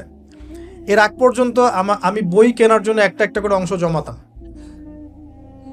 অনেক সময় এমন হয়েছে যে একটা জায়গায় যেতে হবে, ভাড়াটাকে সেভ করেছি বই কেনার জন্য, হেঁটে হেঁটে গিয়েছি। বই আমাকে কেউ কিনে দেয়নি কখনো, এভাবেই কিনতে হয়েছে। এখন আলহামদুলিল্লাহ বাংলা বাজারে একবার ঘুরলেই হয়, মিনিমাম 40-50 হাজার টাকার বই হাদিয়ে পাওয়া যায়। লাস্ট টাইম আমি হাদিয়ে পেয়েছি 350টা বই। এই যেবার আসলাম এই কয়দিন আগে, 350টা বই। বইয়ের প্রতি মহব্বত থাকলে আল্লাহ আপনাকে অনেক বই দিবেন। আমি যে বললাম না, হকপন্থী ওলামায়ে কেরামের সোহবতে থাকেন, আমি একজন আলেমকে দেখেছি সারাদিনই বই পড়ে, খালি বই পড়ে আর বই পড়ে। আর একটু পরপর খালি বলে লা ইলাহা ইল্লাল্লাহ, একটু পরপর খালি বলে লা ইলাহা ইল্লাল্লাহ। কথা বলেন মনে হচ্ছে যে মানে মুক্তা ঝরছে, এত গভীর কথা বলেন যেটা বুঝতে হলে অনেক জ্ঞানের প্রয়োজন হয়। যেই আসছেন তাকে সময় দিচ্ছেন, হাসছেন, হাসি মুখে কথা বলছেন। গায়ের জামা গেট আপ দেখে মনে হচ্ছে মসজিদে ঝাড়ু দেয় খাদেম আছে না, মনে হচ্ছে খাদেম। কেউ বিশ্বাসই করতে পারবে না যে ইনি হচ্ছেন বাংলাদেশের 1 নাম্বার মুহাদ্দিস। চেহারা দেখে বিশ্বাসই করতে পারবেন না আপনি। এরকমও মানুষ বাংলাদেশের মাটিতে আছেন। বইয়ের প্রতি মহব্বত রাখেন, আল্লাহ পাক আপনাকে দেখবেন অনেক বই জ্ঞান দিবেন সব। অনেক মানুষ গায়ের জামা বিক্রি করে বই কিনতো সলফে সালিহিনের মধ্যে, এগুলোর দলিল আছে কিন্তু। তো বইয়ের জন্য একটা অংশ, আপনার আল্লাহর জন্য একটা অংশ, পরিবারের জন্য একটা অংশ। এই বিষয়গুলো শেষ করার পর দাওয়াতি কাজ বেগবান হবে এবং আলেম ওলামা সোহবতের সাথে ইউনাইটেড থাকবেন। ইউনাইটেড এটা কেমন? এই যে একটা আপনার অ্যাসোসিয়েশন করেছেন, আমি খুব অ্যাপ্রিসিয়েট করি এগুলো কাজ, কারণ এগুলো করতে হলে অনেক জাজবা লাগে, ত্যাগ লাগে, শ্রম লাগে, এবং এগুলো সমাজ পরিবর্তনের জন্য কাজ করে। তো এরকম ছোট ছোট নন পলিটিক্যাল, নন প্রফিটেবল, কারণ আমি এই পলিটিক্সটা পছন্দ করি না। অনেকে যদিও বা দাড়ি টুপি নিয়ে ভোট চাচ্ছেন এখন, তো যাই হোক, সমর্থন আপনি করতেই পারেন যে কাউকে, বাট এখানে এমন কিছু বিষয় আছে যেটা ভালোকে ভালো থাকতে দেয় না। এটা ভালোকে ভালো থাকতে দিবে না। এমন একটা অবস্থায় নিয়ে যাবে যে ভালো আর ভালো থাকতে পারবেন না আপনি, আপনাকেও খারাপ হয়ে যেতে হবে, আল্লাহ না করুক, হেফাজত করুক। তবে নিঃসন্দেহে যদি এখানে আমাদের ঊর্ধ্বতন কর্তৃপক্ষের মধ্যে এমন কেউ আসেন যারা ইসলাম প্রিয়, ইসলামকে ভালোবাসেন, আমরা তার জন্য দোয়া করবো অবশ্যই, ইনশাআল্লাহ, কোনো সমস্যা নেই। তো এই সময়গুলো এখানে অপচয় না করে দিনই পড়াশোনায় দেন, আল্লাহ পাক তৌফিক দান করে। এরকম নন পলিটিক্যাল, নন প্রফিটেবল কিছু অ্যাসোসিয়েশনের মধ্য দিয়ে আপনারা ইউনাইটেড থাকতে পারেন, বা ইসলামের যেটা রিনাউন্ড প্রতিষ্ঠিত যে প্ল্যাটফর্মগুলো আছে এখানেও থেকেও আপনারা একত্রিত থাকতে পারেন। মানে ইউনাইটেড থাকাটা একটা চ্যালেঞ্জ, একা একা থাকলে আপনাকে কিন্তু মানে খেয়ে ফেলে দিবে আর কি শয়তান। একেবারে টাচে থাকা, দিনী ভাইদের টাচে থাকা, দিনী বোনরা একে অপরের সাথে টাচে থাকা, একটা কমিউনিটি বেস করা। আর আমাদের তো আর ইউনাইটেড কমিউনিটি নাই সারা দেশে, যে ইউনাইটেড মুসলিম কমিউনিটি এমন তো নাই। ইনশাআল্লাহ আল্লাহ চায় তো হবে কোনো না কোনো দিন, ইনশাআল্লাহ। তো যে কোনো ফাউন্ডেশন বা যে কোনো ইসলামিক অ্যাসোসিয়েশন বা যে কোনো একটা ভালো নন পলিটিক্যাল সমাজ কল্যাণমূলক কোনো সংস্থার সাথে থাকলেও আপনি মোটামুটিভাবে একত্রিত থাকলেন।